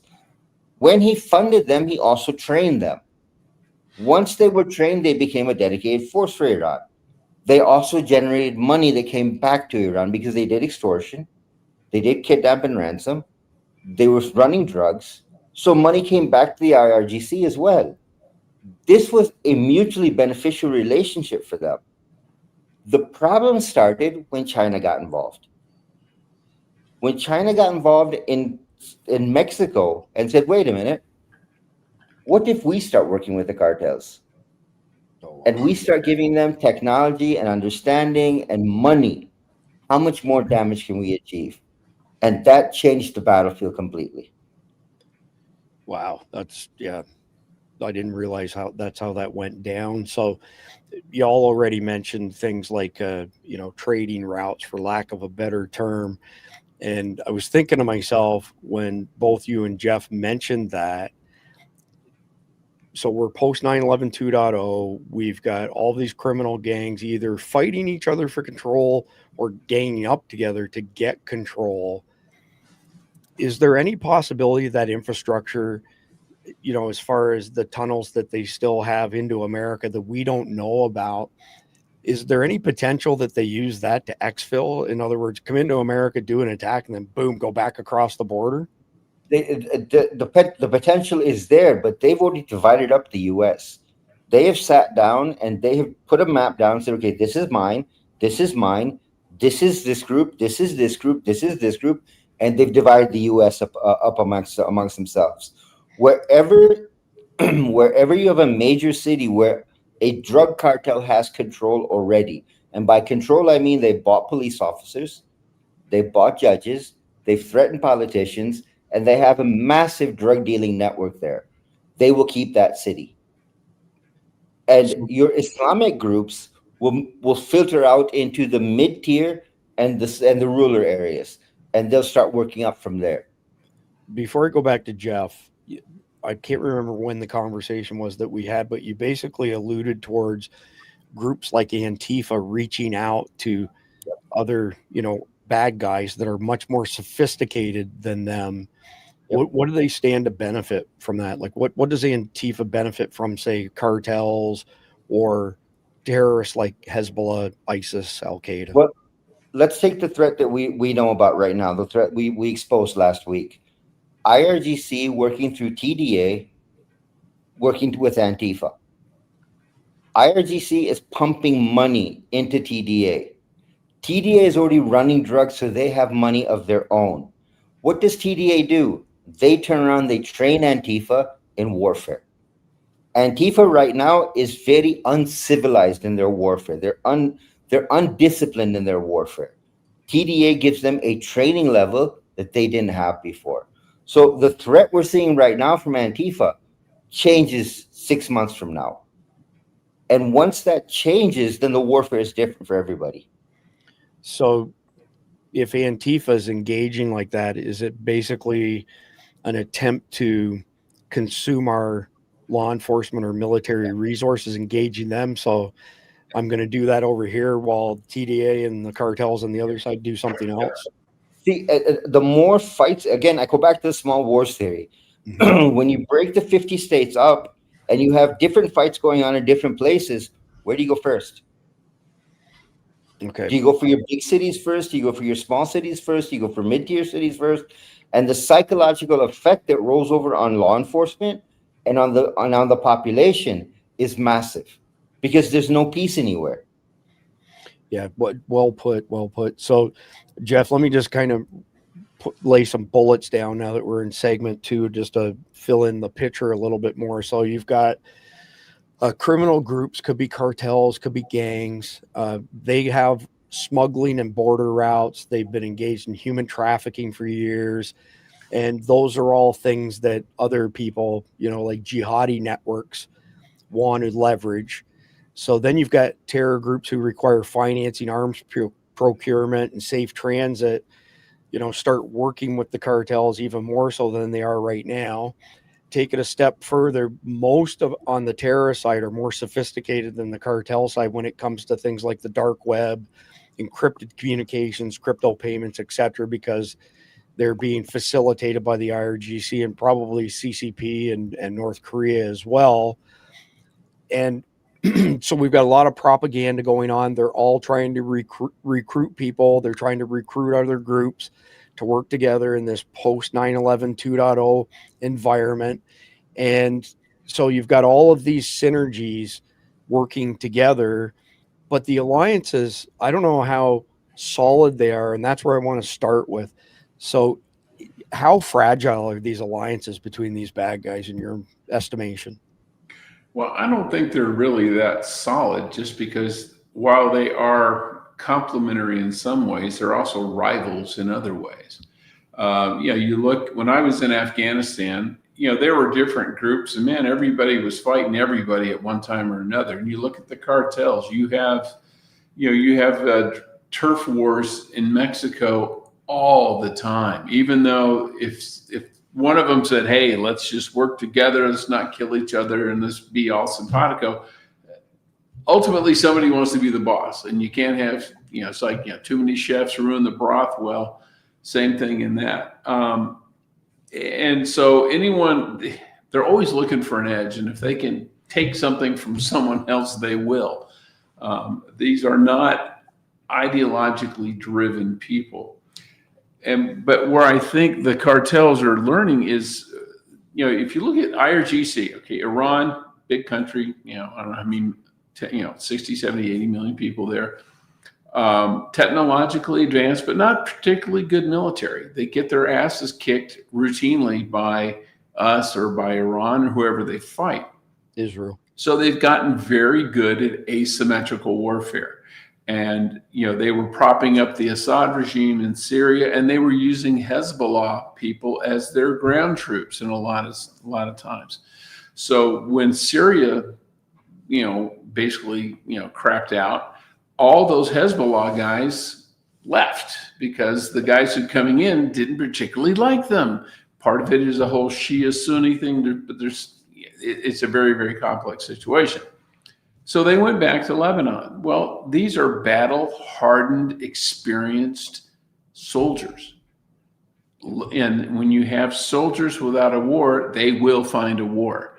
And Hezbollah, I'm sure, is probably sending them out as mercenaries for whoever will pay them. Cartels have a lot of money. They have a need. So they probably sent some of them out as paid mercenaries for the cartels. They're basically the modern day Hessians, so to speak. But so it's always fluid and it's constantly changing, but these are not ideological movements on behalf of the drug cartels. It's financially driven. Okay. So with that being said, in your experience, is there any vetting that goes on between these groups? Like does the Sinaloa cartel take a close look at who these jihadis are, or do they just jump in bed together and they're off to the races? Well, if they're smuggling them, no, they don't care. They just want to get paid. Working with them, they kind of know who everybody is. And a lot of times, like with Hezbollah and people like that, they've been working with them in some cases for decades on the smuggling thing. So now they're a trusted party, and now you're just upping it from smuggling to fighting. And, from smuggling to, teaching me drone technology. 'Cause, Sinaloa and all these drug cartels, they need drones, if for nothing else, ISR. They need to be able to put one up and see if they're going to get raided. Yep. They don't have predators, they don't have satellites, but they sure as hell have drones. Yeah. So before I go back to Khalid, can you think of any examples that would cause these alliances to break down? In other words, is there anything that we could do to potentially be the impetus to cause a breakdown in these alliances?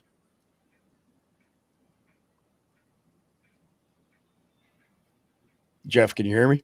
Oh, I thought you were asking Colin. No, sorry. I was asking you. Apologies. Yeah. Is there anything you can think of that would drive a wedge between these parties? Well, unless the cartels start putting out cartoon contests for Muhammad. But I think for the cartels, they would, if they step on the terrorist toes, so to speak, either they start getting into areas that the terrorists consider exclusively theirs. And likewise, if the terrorists start getting into stuff that the cartels consider exclusively theirs, they'll work together as long as it's mutually beneficial. The minute it stops being mutually beneficial, you're going to have trouble. Gotcha. If one side thinks they're being taken advantage of by the other, you're going to have problems. Yep. If we were to interrupt their cash flow, for example, like money coming from IRGC through Hezbollah, whoever, and the Hezbollah, guys could no longer compensate the cartels, I assume that would immediately shut things down. Yeah, that would be a problem. And likewise, we're already doing it to the cartels. We're shutting down the border. We're kind of crimping the fentanyl smuggling and the human smuggling quite a bit. It's it's still going on, but not like it was. So that's put a hitch in their get along, and they're not getting the money they used to get. And if we can do the same thing on the other side, because all these groups, they need money to operate. Mm-hmm. There's a huge logistical tail for any of these operations, and they have to have money to do it. These guys aren't, these safe house keepers, all these people, they're not working for free. For sure. So, Khalid, I'd like you to discuss where we're most vulnerable right now to all of these bad guys, and then speculate where we will be most vulnerable to them post 9/11 2.0 in these ongoing attacks that we'll probably see happen for many generations. Right. Okay. Number one, I want to come back and answer that one question about stopping the money flow. Sure. That's almost impossible for two reasons. Number one, they're passing money via crypto. Okay. So they're selling, they're buying coins, passing them to somebody's wallet, which is completely untraceable. Unless you know the wallet address, you cannot trace where the funds are coming from. Number two, they bring bags full of money if they have to. Hezbollah, Hamas, all of them bring bags full of money if they have to pay the cartels. Number three, Haqqani network has been embedded for so long in Mexico that Mexico is almost an arm of the Haqqani network. No kidding. I didn't know that. Yeah. Haqqani has been dealing so much drugs from... See, when you look at Afghanistan, Afghanistan is divided into two pieces. One is controlled by the Haqqani network. All the drug trade is controlled by the Haqqani network, and the other part is controlled by the Kandahari Taliban.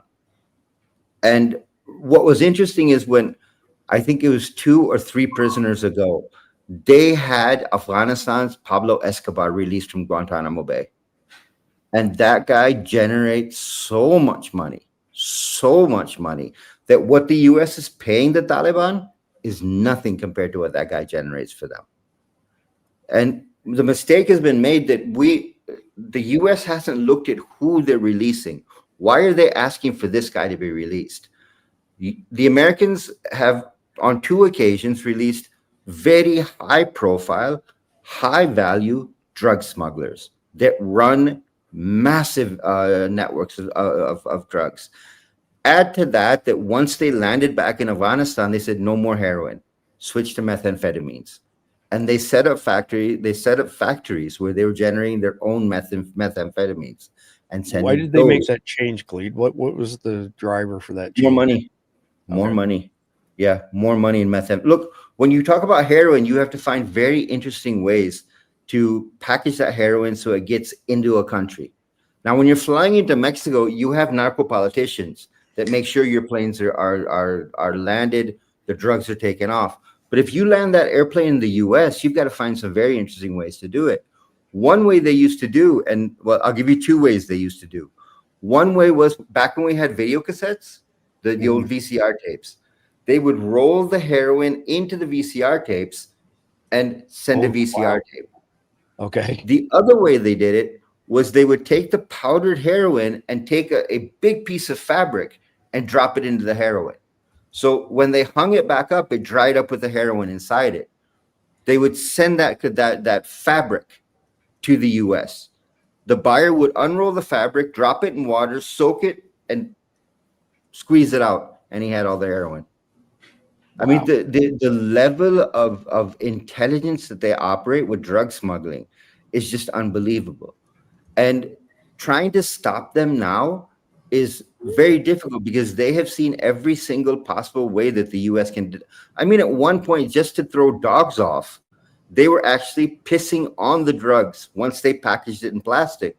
They would piss on the drugs so the dog wouldn't pick up the smell. Wow.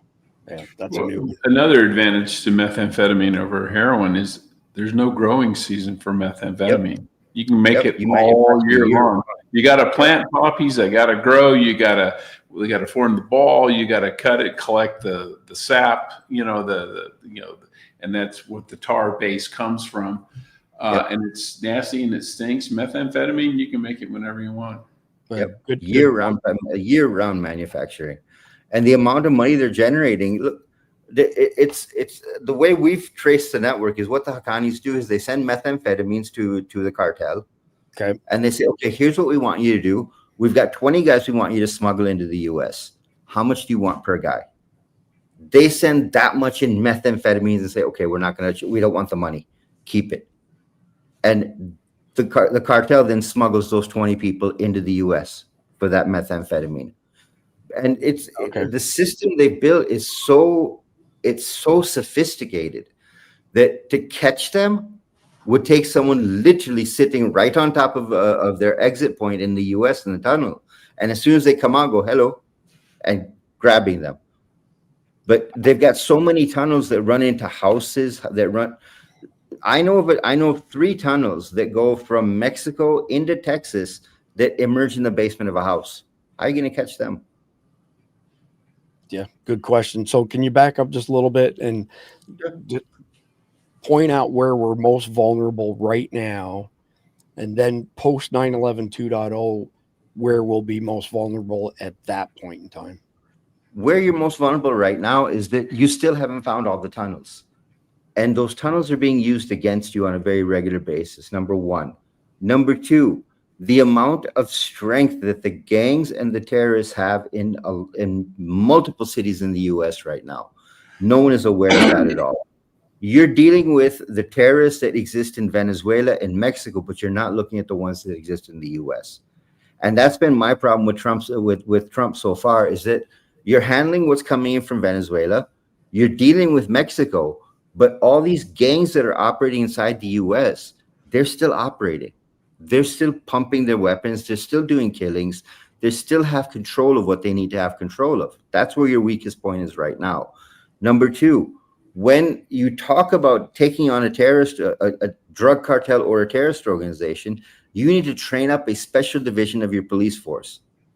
Because without that special training, those police officers don't understand how to deal with the drug dealers or with the terrorists. And the idea of catching the small guy and using him to catch the big fish, that world is gone. You need to start using the NSA and trapping and tracing telephone numbers to find out who's calling who's messaging who, and passing that information both to the DEA and to the CIA. The CIA cannot operate on US soil. That's part of their mandate. But the DEA can. Okay. All right. You use the DEA more actively. The problem that you have when 9/11 2.0 happens is that all of your law enforcement is gone. They've been liquidated. They've been neutralized. So now the control turns into people against drug dealers, people against terrorists. And unless you have your GWAT vets in play operating inside of those cities, those cities are going to be very difficult to take control back. I appreciate that, Cleet. Actually, you just touched on something. I got a couple of emails. I average 300 to 500 emails a day. So number one, don't send me any direct messages on different platforms like Substack or X or wherever. I just flat out do not have enough time. I work 16, 17, 18 hours a day as it is. So I only check two things for messages, my email and my text messages. So if you have something you want to get in front of me, send it to support@survivaldispatch.com. But Khalid, I had a couple emails recently from a few people who maybe misunderstood a comment or a topic that you and I had discussed previously. And they were GWAT vets asking what progress we had made on organizing a group for GWAT vets. Yeah, I remember those emails. And I would love, I would love to be able to help with something like that, but I just do not have the bandwidth. So there are people that we've crossed paths with who are doing that, but we're not doing it. It's not part of our mission set. Our mission set is to dispatch information to our fellow Americans and friends of America to survive in these very uncertain times. So if I had the bandwidth and was able to try and organize GWAT vets across the country, I would absolutely do whatever I could. We don't have, there's not enough hours in the day. I already work 7 days a week. Khalid works 7 days a week. Almost the entire team works 7 days a week. And there's a lot more people that you don't see behind the scenes than what you see in the front end. So I just wanted to get that out there quickly. So let's move into segment number 3 and, discuss a few aspects of it. So I'd like to hear from both of you on what the attacks look like after 9/11 2.0, because we've covered 9/11 2.0 in depth in multiple episodes, but I want to know what it looks like afterwards as far as these, well, I was going to say random, but they're not really random, I suppose. They probably have some goal to them, but they're not going to be at the same size and scale of a 9/11 2.0. And then I'm curious as far as like gangs on the street. So let's not TDA, not a sophisticated gang like TDA that's very opportunistic and works for others. But what about other gangs, like traditional American gangs, let's say, who have members in Chicago and Crips what and Bloods. Crips and Bloods, yeah, that type of gang member. And then I'm also curious, like if you can point out where and how they'll most likely attack in these follow-on attacks that will last for the balance of our lifetime and many generations thereafter. I'd like to hear both of your thoughts on infrastructure. So things like transit hubs, critical infrastructure like, electrical substations, network hubs, those sort of things. And, I'm curious, just take a wild stab at it because I've heard numbers all over the range, but in the U.S. military, it takes 11 support personnel for each person carrying a gun in the infantry. And I'm curious if there's a ratio there that you could quote and kind of indicate, okay, we know there's 200,000 SIAs, but does that mean that, 1/10 of them are the sleeper cells that are going to commit the acts and the rest of them are supporting them? Or is it the 200,000 are the bad guys that are sleeper cells and there's many millions more who end up providing support to them? And then I'd also like in this segment 3 to draw some distinctions between urban and rural zones. And Khalid, just correct me if I'm wrong, but at this particular point in time, we don't have any intel indicating that 9/11 2.0 will be in smaller rural centers, correct? No, It's all it won't be at all. Okay. It won't be at all. Anything below 100,000 makes no sense for them to attack. In 9/11 2.0. Yeah, in 9/11 2.0. But the post 9/11 2.0, post 9/11 2.0, you're going to see this roll into cities that are 50,000 to 100,000. Okay. You're going to see them roll into cities that are 25,000 to 50,000. Because look, the idea again is to spread out your control, spread out your control, spread out your control. And as you spread out your control, you're able to overwhelm the system more and more. When you talk about infrastructure, the Chinese are going to take care of the infrastructure first shot they get. As soon as the Chinese know that the U.S. is at war, they will deploy everything they have. And you have to understand, and I was telling this to a Guardian member the other day, that the Chinese have every single license plate number in the US and who it's registered to. So if they want to monitor you, they just need a license plate number. They can pop your name and address and go, okay, so-and-so is there. They know what vehicle you're driving. They know where you live. They know everything about you. The number of times, and this is what I kept saying to people, all of these cyber attacks you keep seeing, they're not just cyber attacks. They are pulling data. When they pull that data, they're pulling a piss load of information out. It's something that people don't understand. That's why China is orchestrating this stuff.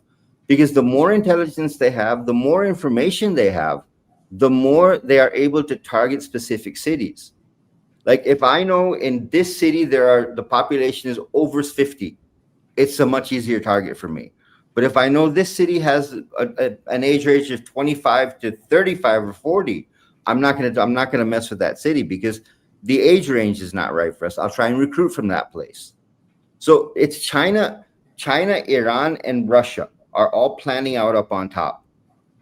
Once they activate the 9/11 2.0 and they've gotten control of everything there, then they take their plans and drop them down on the US. They take out the infrastructure. They take control of your transport hubs. They take control of all your shipping channels. The number of Chinese people that have CDL licenses right now driving semi-trucks, they are not there just to drive semi-trucks. I need to hammer that point through. That those people are not there to drive trucks for you. That's not what they're trained for. That's their cover.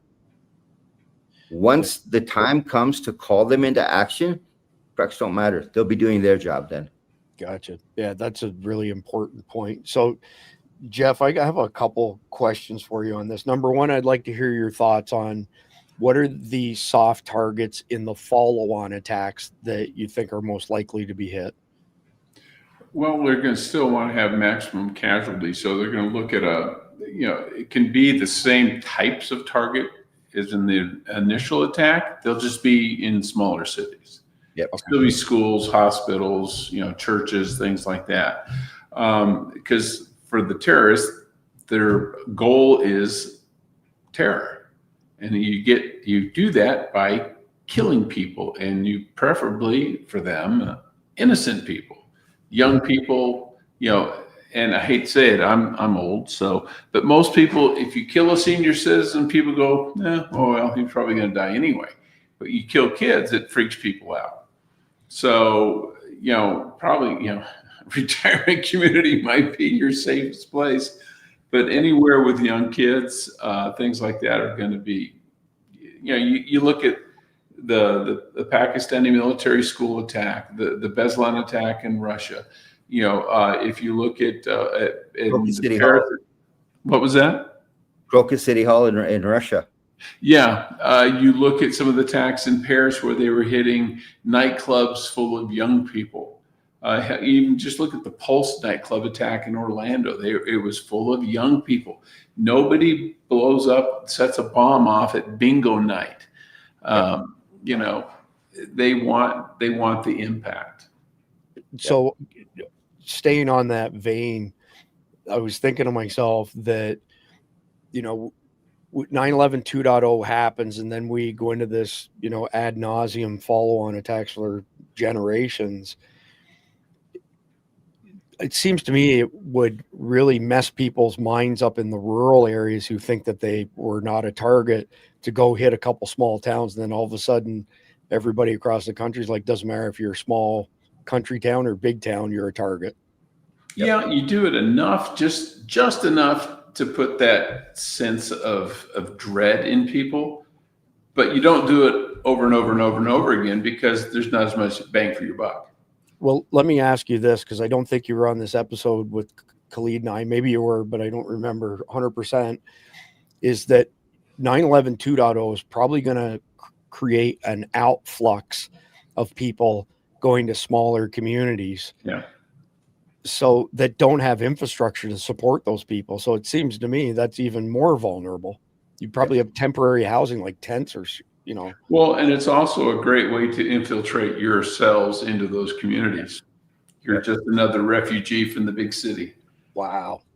Yeah, I'm getting visions of Scarface here and under I-95 in South Florida. So next question for you, Jeff. I mentioned the gangs, so the Bloods, the Crips, whoever. Do they become force multipliers for the jihadis? In other words, do they potentially, do attacks for cash, just like TDA is so opportunistic, although they're a lot larger? Yeah, they could do it that way, or they can just take advantage of the void created by the police force dealing with the terrorists. They say, well, okay, all the cops are going after terrorists now, so we can have free reign, whatever we want to do in our neighborhood. We can rape, pillage, burn, steal, do whatever. Again, it's like you have an insane asylum. If you take all the guards away, what are the inmates going to do? Well, they're going to do what inmates do. They're going to go crazy. And it's the same kind of thing. There'll be nothing to keep the lid on in those areas. And if, like they normally burn down their own neighborhoods, but if they decide, hey, let's just go raid Rodeo Drive instead. Let's go to Malibu and let's go, rob houses there. Because you realize when it first starts and there's going to be looting, all the big stores are going to be looted out. So if they want to steal something, they're going to have to go to someone's house. Yeah, that makes sense. So, Clete, I saw you nodding your head when I mentioned potentially being force multipliers. Yeah. I'm just speculating, but is there any intelligence, or has that ever happened in another country? Yeah. No, look, whenever you are talking about coordinated attacks, you have already figured out where your force multipliers are going to be. And those force multipliers are people that already understand those cities, understand the targets, understand how to create chaos. Your terrorists will commit the violence. The chaos that comes in behind it will be gangs.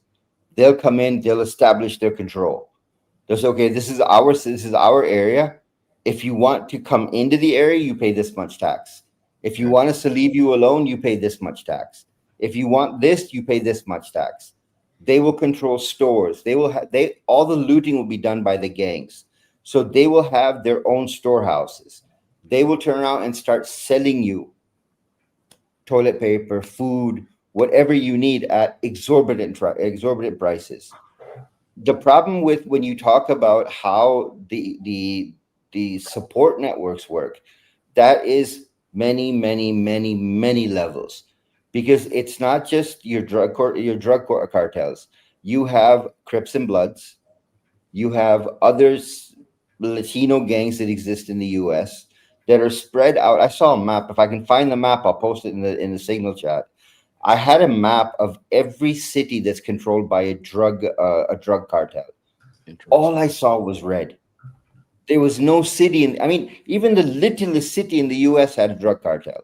Now, secondly, I'm going to bring up what you talked about. When these people exfil into smaller cities, you already have created a terrorist situation there, because all those people move into that city, it overwhelms the infrastructure. Once the infrastructure is overwhelmed, there's nothing for anyone else to do.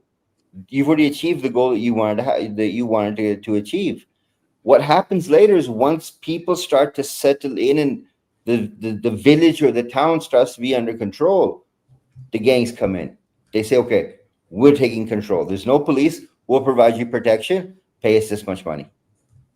Yeah, good stuff. So I want to just quickly address something. So Patty, I'm guessing that you haven't watched Survival Dispatch News very long.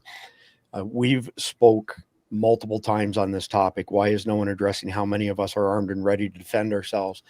And the fact of the matter is that the vast majority of you are not armed and ready to defend yourself because you have had zero stress inoculation. Here's a number for you. 70% of Floridians who were killed by gunshot wound last year that did not commit suicide were killed with their own gun. They pulled the gun. They went into condition black. The gun was taken away by them. You can look at the carjacking in Lumberton, North Carolina that happened approximately a year and a half ago. A good Samaritan tried to stop a carjacker stealing an F-350. The truck door was open. The good Samaritan was 5 feet away, took 5 shots, missed all 5 shots. The carjacker backed up 50 yards, put his toe into it, ran him over, killed him, DRT right there. I'm paraphrasing Sun Tzu, but human beings never rise to the occasion. They fall to their level of training. Those of us who have done extensive stress inoculation will tell you that when your heart rate is 130, 140 plus beats per minute, you can't hit the broadside of a barn unless you've trained for that stuff. Yep. If you haven't trained while you're out of breath and running and trying to keep a gun on a target, you aren't going to hit the broadside of a barn. Not to mention the fact that when you're under that level of stress and cortisol, you lose all of your fine motor abilities. So you can stick your hands in a bucket of ice for 60 seconds and then try to shoot and see how effective that is. Not to mention the fact that, unfortunately, MAHA hasn't really kicked in to the point where most Americans are in shape, because they're not. We have an obesity epidemic in this country, and it's like sitting ducks. So we have addressed this, but it's not as big of a factor as you think it may be, because here's a number for you. 17% of shots fired by normal law enforcement officers last year, 17% hit their target. The best of the best, the SWAT team guys, 31%. And if you want to talk military, it's around 7 to 8% of the shots taken by our military actually connect with a bad guy. Having a gun, going to a gun range, standing there, putting lead down range does not prepare you at all. All that is familiarity with your weapon controls and potentially dialing in an optic. That's it. It's a totally different world when the shit's hitting the fan and you have never trained for it whatsoever. So I don't mean to sound ignorant or anything like that, but trust me, from somebody who does this day in, day out, 5 days a week, I train under those types of circumstances. I'm telling you, you won't hit the broadside of a barn when you have elevated heart rate, stress, cortisol, and you've lost all your fine motor ability.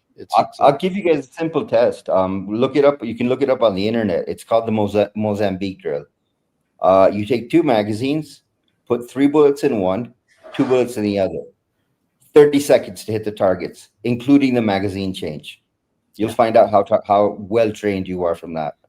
Yeah, for sure. Absolutely. So anyways, apologies for the diatribe. It's I get upset about that particular topic because far too many of our fellow countrymen are just not willing to put in the work to take their abilities to the next level.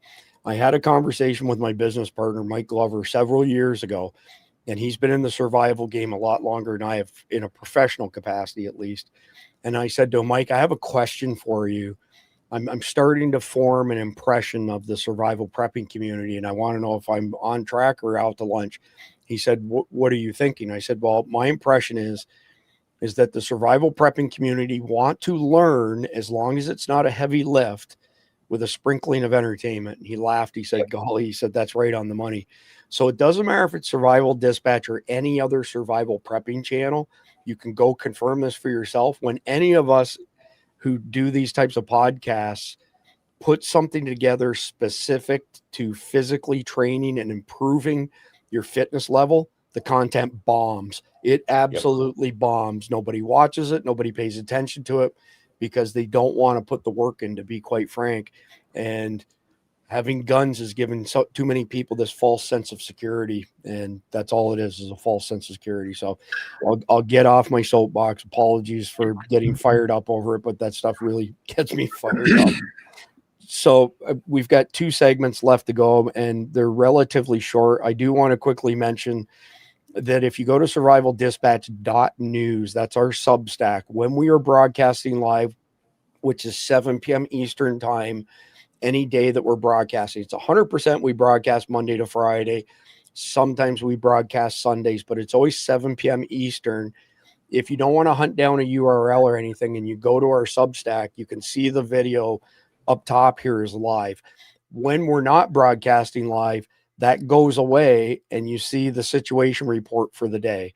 If you sign up for a free account, you get our daily situation reports for free. You don't have to be a paying member for any of this information. So this is today's sit rep that goes with this episode that we're doing right now.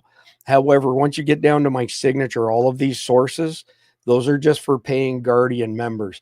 But you also get our Saturday watch guides. You get JJ Morris's videos.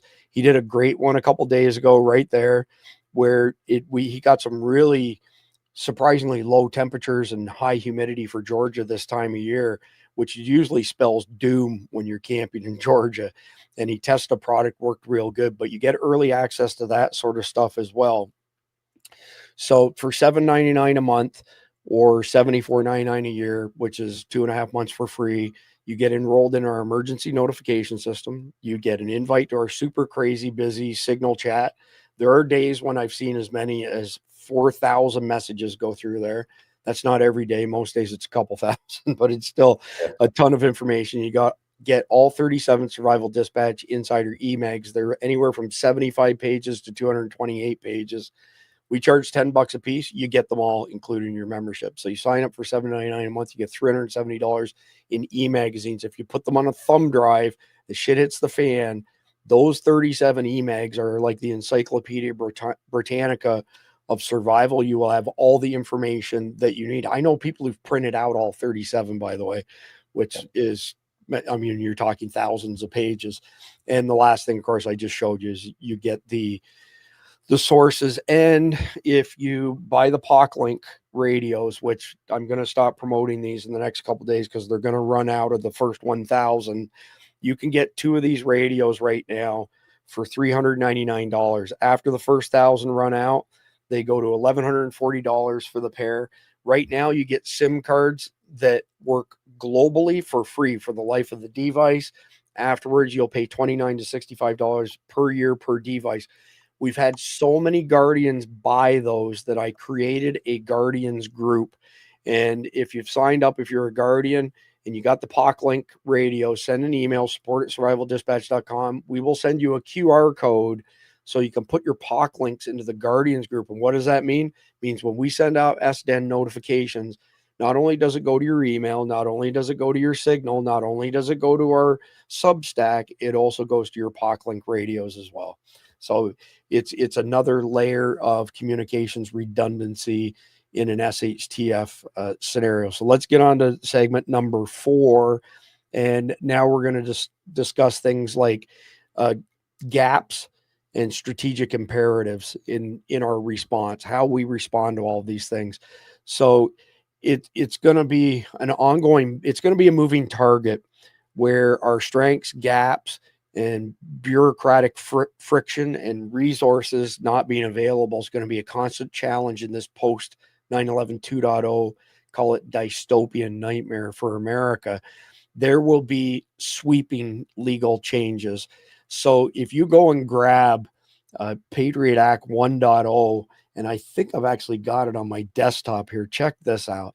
This is insane. Okay, this is the first abhorrent Patriot Act, for lack of a better term, and nobody reads these types of documents and absorbs every last thing in it. But if you look at this, actually, no, that's the Patriot Act summary.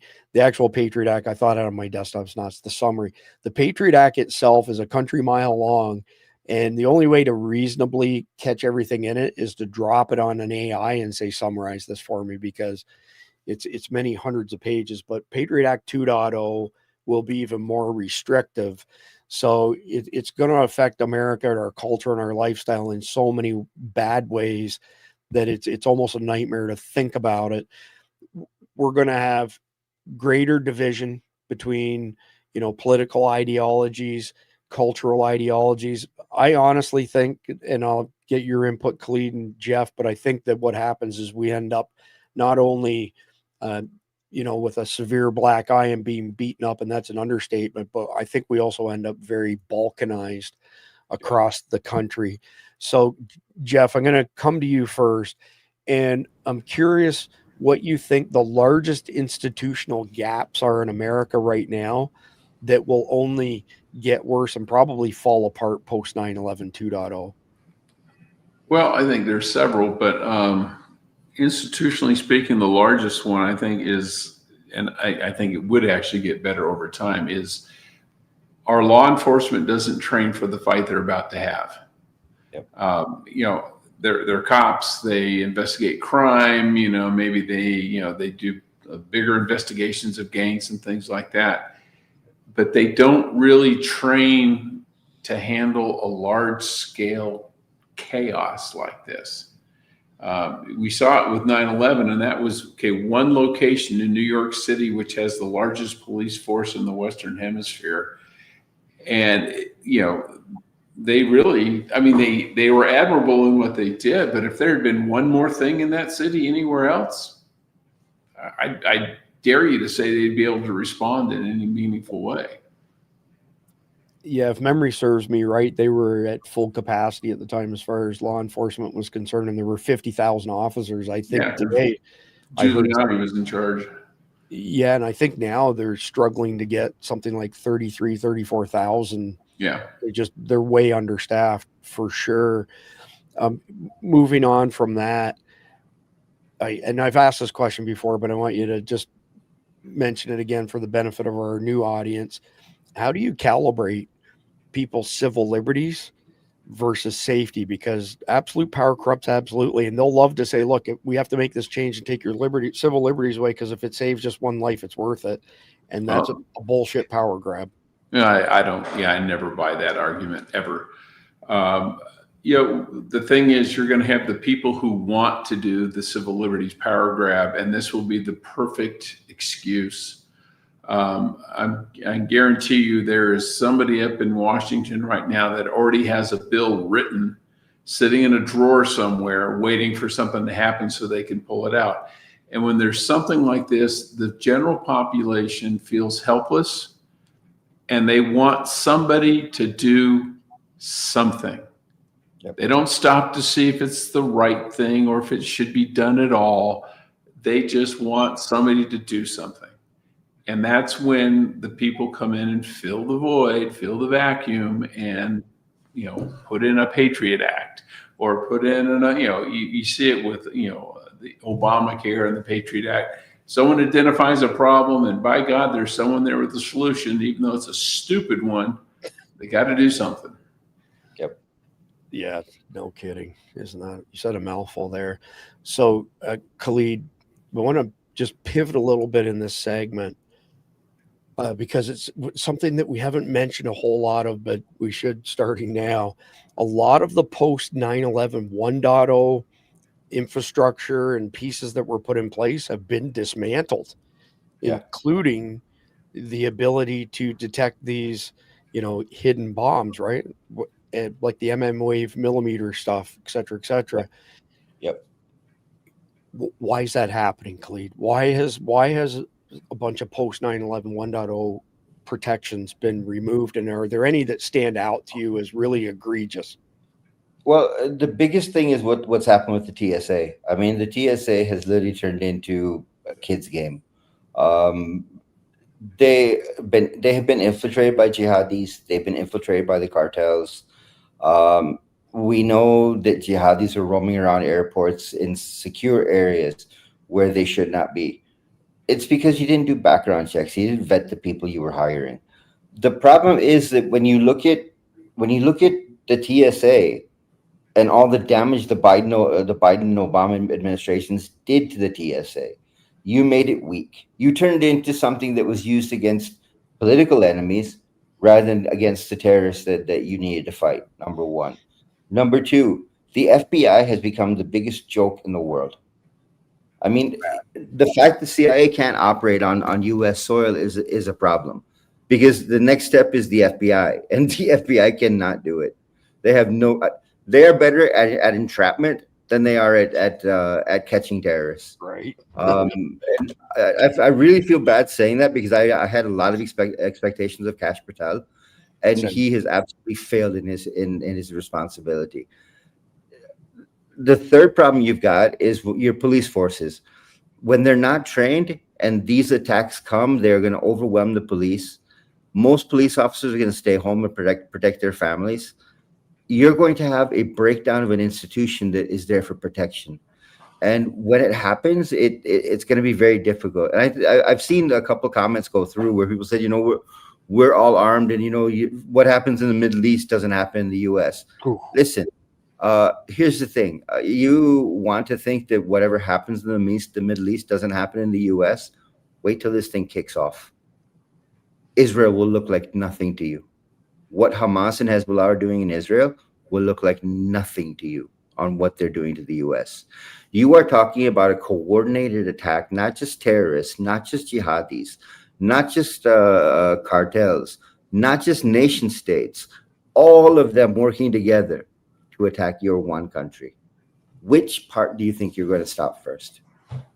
Yeah. So just a minor piece of breaking news, Khalid. Remember how I told you I sent off for the report from the ME on Charlie Kirk? Yeah. And Utah law says 10 days. Well, today's 10 days. I just got an email saying that my request has been denied because a secondary department that they say they're not going to name has said that they're not going to release it. It's FBI. I know who it is. I told you when you put in the request, there was going to be no autopsy report coming back, because look, let's just stop for a second and look at Charlie Kirk. Look at the way the Charlie Kirk investigation was absolutely mishandled by the FBI. And you've got to look at that and go, okay, wait a minute. You're responsible for protecting domestic operations for national security. You don't have a basic intelligence cell that is looking for sleeper cells or terrorists that are operating inside the country. What you're doing instead is you're luring people into a chat room, radicalizing them, and then saying, oh, look, we made an arrest. Dude, you radicalized him. Right. Sorry. They only solve crimes of their own making. Yep. And that's the sad part. That's where I'm afraid, because as long as that's going on, you have a defenseless country. Because even if you talk about the number of people with weapons in the U.S., you still don't have that level of training to go out and fight people who have turned warfare into their life. If you look at some of the battle tactics and some of the training that these guys have done, I don't think, other than GY guys, that anyone in the U.S. could handle fighting anyone. You may shoot one or two, but when you've got 10 guys coming at you, what are you going to do then? Yeah, great question. So, Jeff, I want to close out this segment with you. And JJ mentioned how when you have all these different law enforcement agencies in a same area, none of their radios communicate with each other because everybody has their own encryption keys. Right. You've got, like, if you have expensive radios, they can channel hop 100 channels per second. I mean, these are $18,000, $19,000, $20,000 handsets, and every cop in America either has a Harris if they're at the top of the food chain, but at the very least a Motorola or a Kenwood, which we tell people, by the way, if you're wondering whether a cop's legit or not, if you see them with anything but those three brands, they're probably not a legit cop, especially if it's a Baofeng radio or something like that. So my question to you, Jeff, is because you come from the intelligence community and quasi, enforcement of stuff, how could you, what's your recommendation as far as intelligence, law enforcement, and say community level entities like an op center at the SO to be better networked together, to be able to cooperate better together, because they're all disparate systems? Yeah, there needs to be a common channel available to them. Now, I'm not opposed to the police or in the FBI or DEA or whoever having channels that other people can't listen to, because the more people listen to it, the more people can compromise it. Sure. If a drug cartel has infiltrated the local police, you don't want to be, broadcasting your raid over a channel that's compromised. But when the shit hits the fan, people need to be able to talk. And if nothing else, to say, okay, we've been hit, we're overwhelmed, we need backup. And then, a nearby police, unit can come and rescue them or help them out. So there needs to be some sort of an emergency channel or an emergency breakthrough that you can transmit, and it breaks through to everybody else. You may not listen to theirs, maybe, for protection and compartmentation purposes, but you can broadcast I need help or we need help. That way there's no excuse. Yeah, good stuff, Jeff. And actually, I got a message from somebody asking where they could get the POC-Link radios, and I forgot to even mention it. Down in the description below, if you're watching on, YouTube, Rumble, wherever, there's a link to the radios. But if you go to survivaldispatch.news and you click on today's sit rep, there's a link in there to go get them. And like I said, they're $399 right now, but that's only for the first 1,000. I'm pretty sure it's going to run out in the next few days. They've been a pretty good success, not just us. So moving on from there into segment number 5. So future scenarios, strategic forecasting. I mean, this is your area, Khalid, especially, and Sarah's as well as a targeter, right? Like a CIA targeter's job is to collect all of the intel and then try to make it make sense and predict what's going to happen next, right? Yep. So just a second here. Yeah, this is a good comment here. I was anticipating it might be ICE, but it's not. We need to be in ski mask like coverings because it's only emboldening and encouraging crime. Why haven't we already addressed that? Maybe because they want crime to continue. So my first gut reaction when I saw that was like somebody's going to complaining of ICE agents wearing masks, but I mean they're putting bounties on ICE agents' heads. Khalid and I covered that last night, and going after their families. So anyway, that's not the context of the question. Good point. They should ban it. Yeah, I don't have a problem with that whatsoever. Okay, so back to segment number 5. So I'd like to get an idea how you see the long-term post 9/11 2.0, worst case, moderate, best case, after 9/11 2.0, what both of you see from that. Let's just start there, and I'll come back to the other questions so that I'm not, convoluting things. So Khalid, 9/11 2.0 has happened. 10 to 15 tier 2 cities attacked, tens of thousands of Americans dead.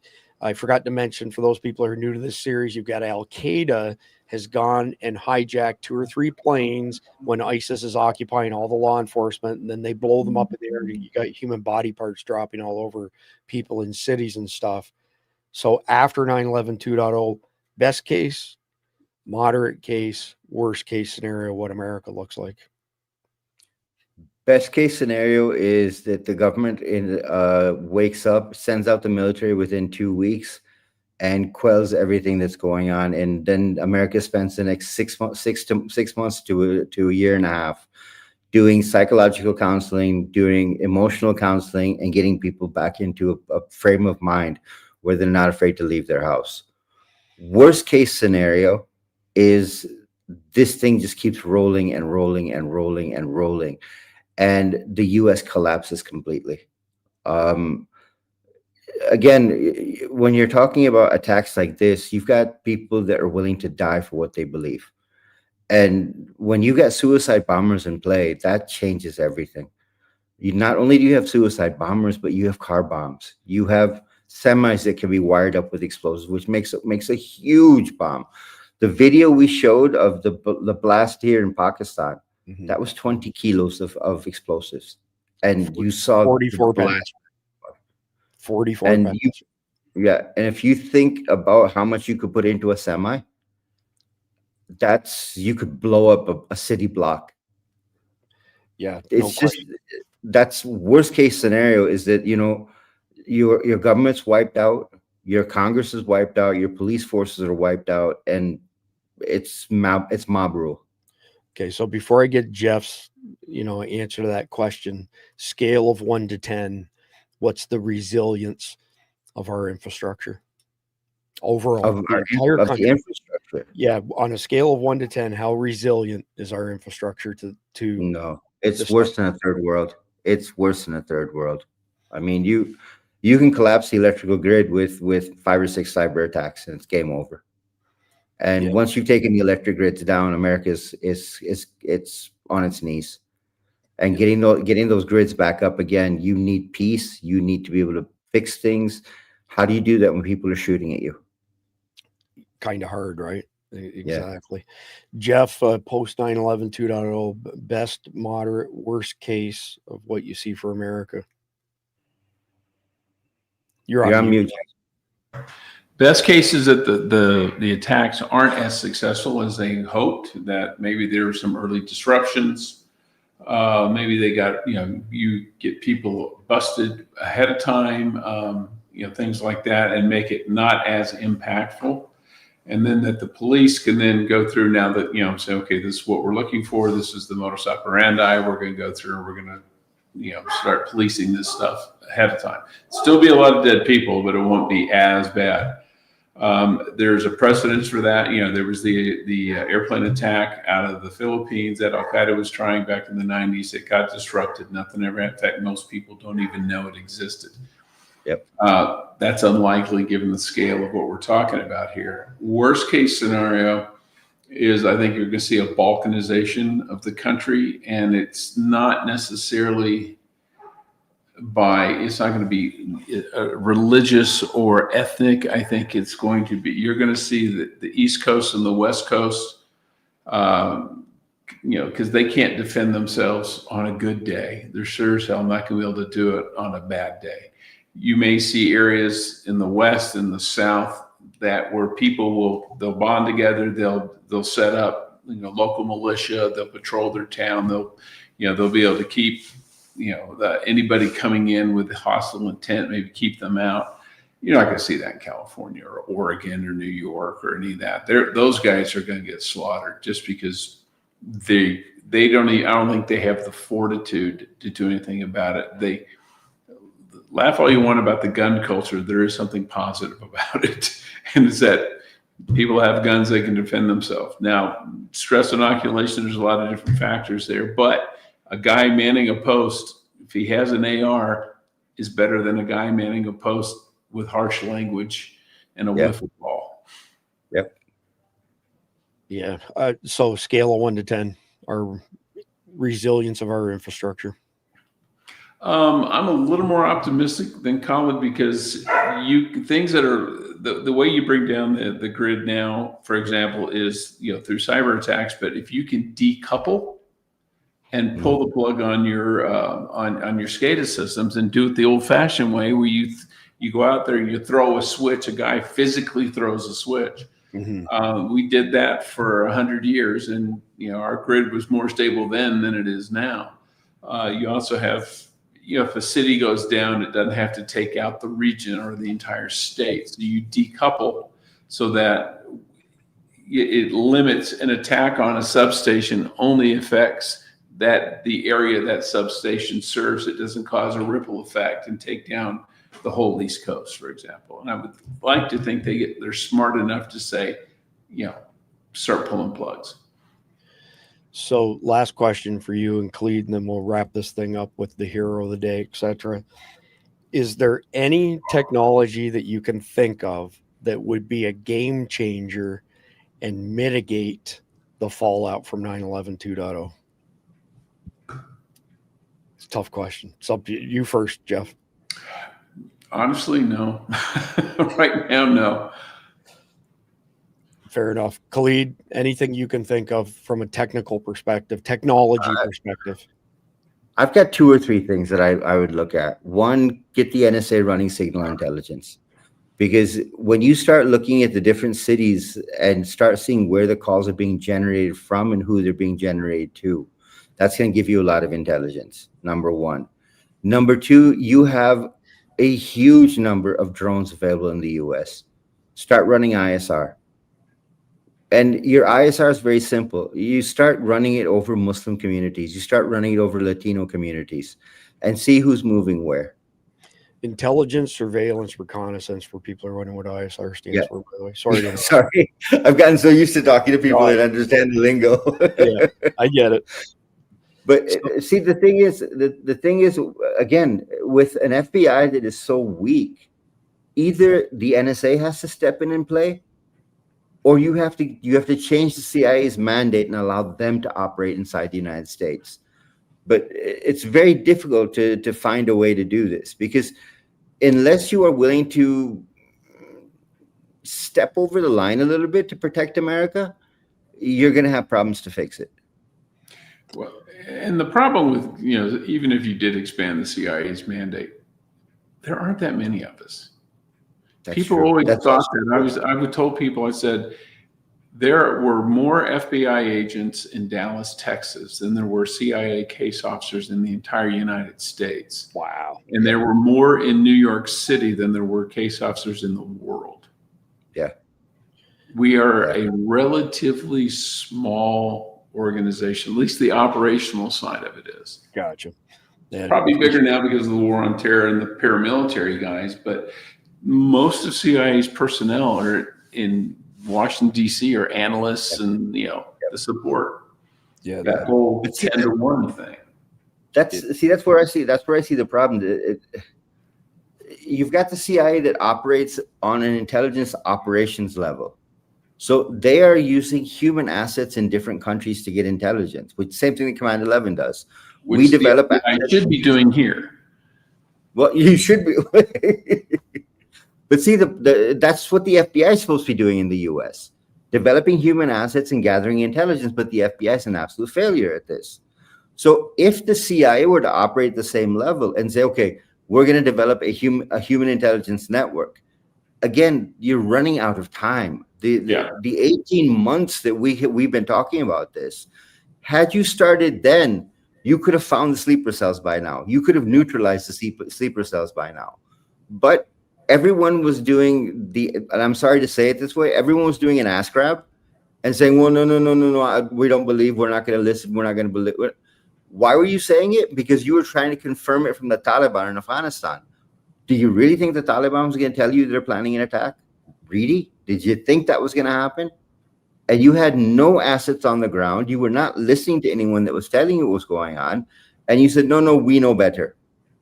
Okay, Biden was an absolutely useless president. But when Trump came into office, we believed that the entire national security structure would change. And it didn't. I imagine that. Yeah. So I appreciate y'all's comments on that.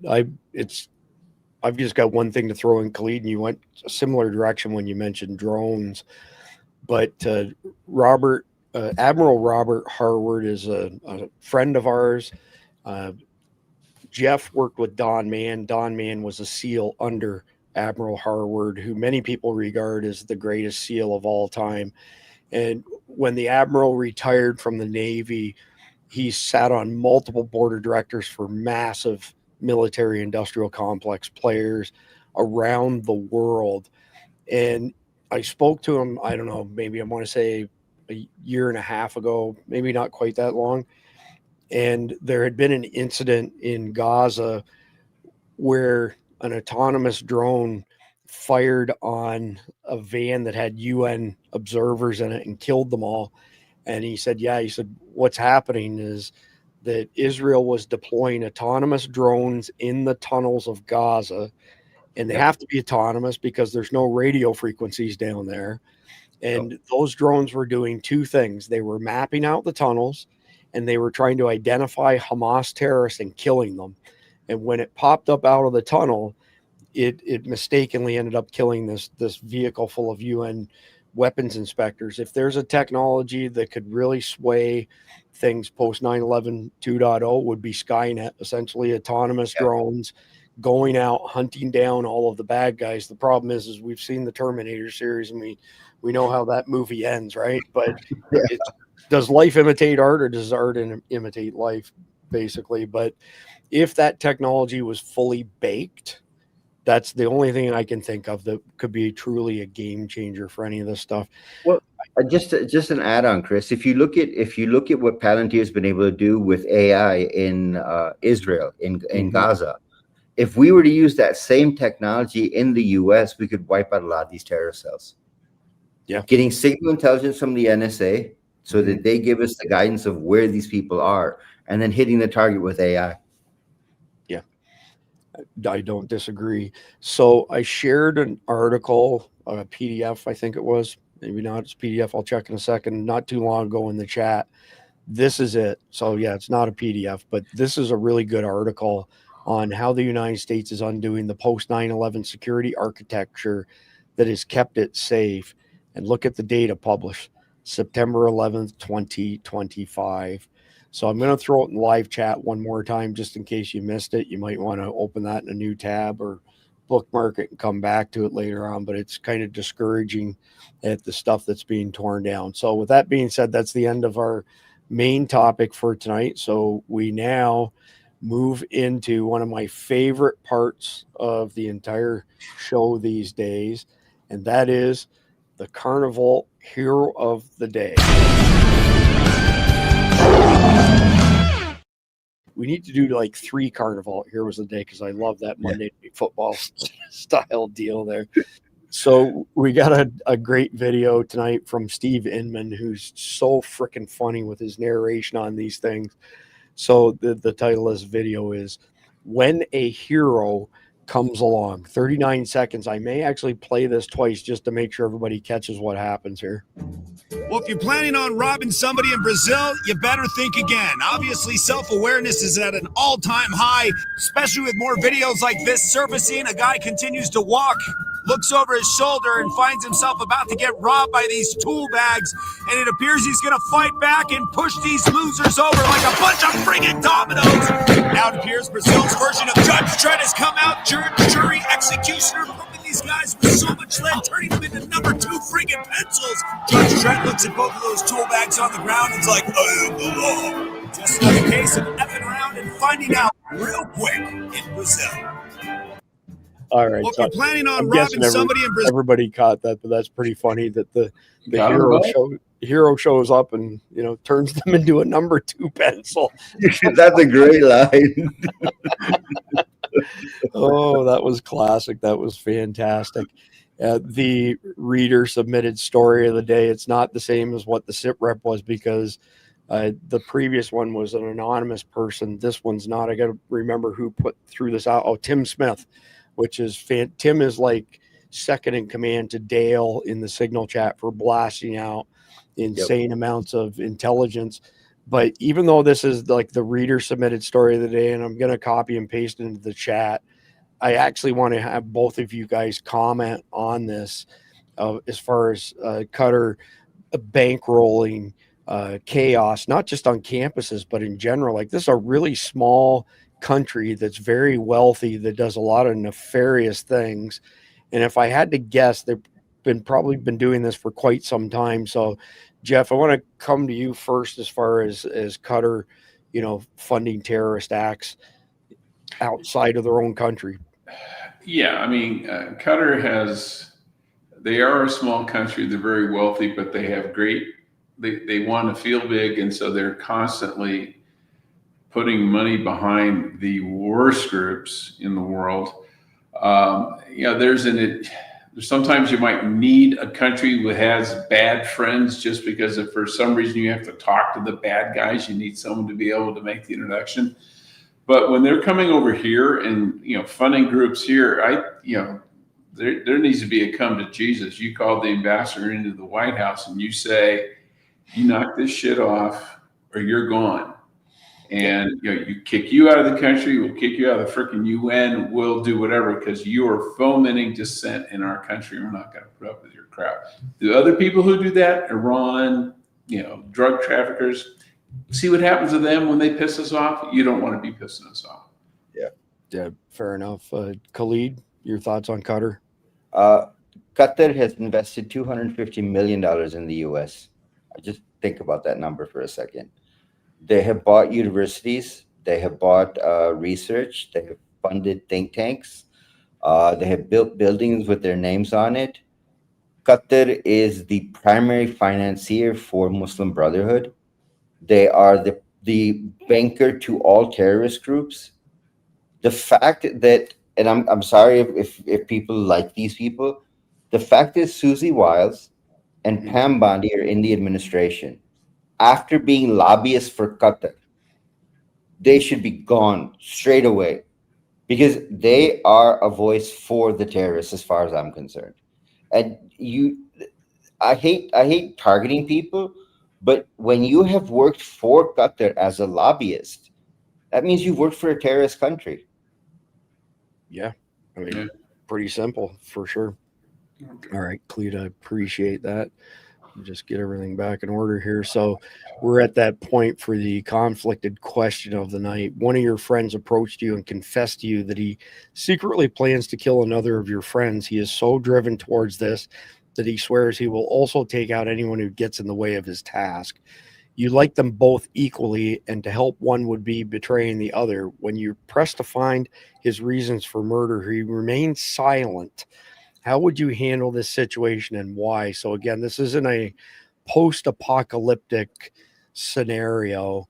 So the rule of law is probably gone, and it's what we call a Teotihuacan scenario, the end of the world as we know it. Jeff, we'll go to you first. What do you do with this guy? Well, the first thing I would say is you better tell me why you're wanting to do this, because if not, it's just murder. If there's any way justified, if he raped your kid or did something like that, fine. I may go help you. But if it's just because, your wife thinks he's hot or, something like that, no, you don't get to murder people over that crap. So if he's and the fact that he's unwilling to explain his motives makes me think they're not good motives. So I would warn the other one and I would tell him, you're homicidal maniac. Get the hell out of here. Yeah. Good answer. Khalid? Yeah, I'd start with, the interrogation, figure out why he wants to kill him. And I would include 2 or 3 other people so that they're witnesses to what the reason is behind, him wanting to kill someone. Second thing, if he doesn't come to sense, I'm sure you have a stockade someplace you can lock him up. Lock him up and just throw away the key until he calms down, because you just can't do it. I mean, it'd be great to kill him. I mean, my first reaction, to the chest, 1 to the head, game over, and that's it. But there's more to it. You can't. Sorry, I can't kill everybody. Khalid's a very violent guy, right? He always goes to his battlefield execution plans on everything. Well, it's the easiest way to go. I mean, this is how we were trained, that when you run across someone who's a terrorist, you finish it. That's it. Game over. Yeah, fair enough. I don't really have anything enlightening to add other than I would press them for the same things. You got to tell us why you're planning on doing this, and there has to be some element of justification. You can't sit there and say just because and think that you're going to kill one of my friends. Yeah, you got to have some sort of justification for it. And if it came down to it that he was off his rocker, yeah, we'd probably throw him in the stockade for a period of time at least. So anyway, that's all we've got tonight. So Khalid and I last night, Jeff, you missed it, of course, it was Sunday night. We ended up doing, Jeff lost his camera. We resurrected the old chapter 3. So way back when we used to do the first chapter was a whole bunch of news headlines. The second chapter was the main topic of the night. And the third chapter was the craziest stuff, from funny to insane and everything in between. So I think what we're going to do is we have another Substack that's called Heaven's Report. My last name, of course, being Heaven. And I think what we're going to do is alter that, because I never really had a fully baked idea of what to do with Heaven's Report, but I do now. So we're going to use Heaven's Report for Chapter 3 videos, which essentially is to put a smile on people's face and not just be doom and gloom all the time on all of our podcasts. So it's likely going to be every Sunday night. And even though it's called Heaven's Report, there might be times that Khalid hosts it. There might be times I host it. Might be times somebody else in the team hosts it. But I think that's what we're going to. We're bringing it back by popular demand. I actually got quite a few requests for that. So we had a good laugh last night. It was a good laugh. We had some great videos last night. So if you're in our audience and you come across something really funny or crazy, if you're in our Signal chat, put it in our Signal chat. If you're not in our Signal chat, send it to support@survivaldispatch.com. Shout out, by the way, to all of our Guardians. We appreciate your support. We appreciate our sponsors like Carnivalt. If you go to carnivalt.com, this is 100% American meat. These are American ranchers. No mRNA, no antibiotics, no histamines. The bags are made in America. The O2 absorbers are made in America. Super high quality meat products. They're freeze dried. So this bag had 6 servings in it. It weighed 6 ounces. You reconstitute it. Takes about 10 minutes. And it makes 1.5 pounds of top sirloin. They've got a really unique product that nobody else has because it's really, really hard to do. And they've managed to figure out how to crack that nut. But if you go to carnivalt.com, use the discount code EATMEAT, all one word. They have single serve packets out now by popular demand. So if you're on the go, you want something that's convenient, grab a single serve or a couple single serves, away you go. If you're hiking, hunting, camping, whatever the case may be. But that's it. Khalid and S2 will be back tomorrow night with Khalid's weekly sit rep. And then the whole crew will be back on Wednesday night with the next episode in our, long war series. So it'll be the second episode of this 4th story arc. 12 story arcs, 12 episodes each, 144 episodes. This was number 37. Number 38 will be Wednesday night. That's it. Between now and then, please like, share, comment, subscribe. God bless America, and enjoy the closing video.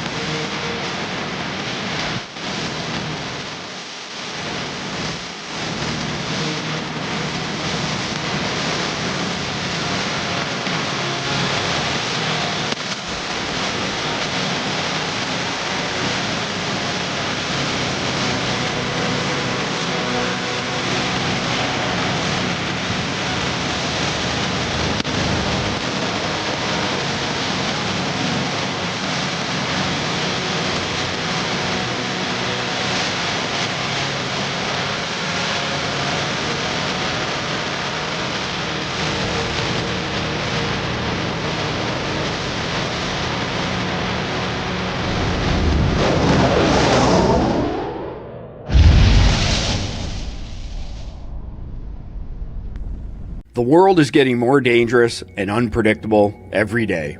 Your family's safety depends on how prepared you are. For just $7.99 a month or $74.99 a year with 2.5 months free, Survival Dispatch Guardian membership gives you powerful tools and resources to stay ready. When you join, you're automatically enrolled in the Survival Dispatch Emergency Notification System, and you'll get critical alerts fast. You'll also get an invite to our private, high-traffic Signal chat where members and experts share breaking intel. Guardians receive all 37 of our Survival Dispatch Insider e-magazines, normally $9.99 each, a $370 value, plus early access to our exclusive instructional videos before they go public. Join thousands of like-minded Americans who refuse to be caught off guard. Become a Survival Dispatch Guardian today at www.survivaldispatch.news/subscribe.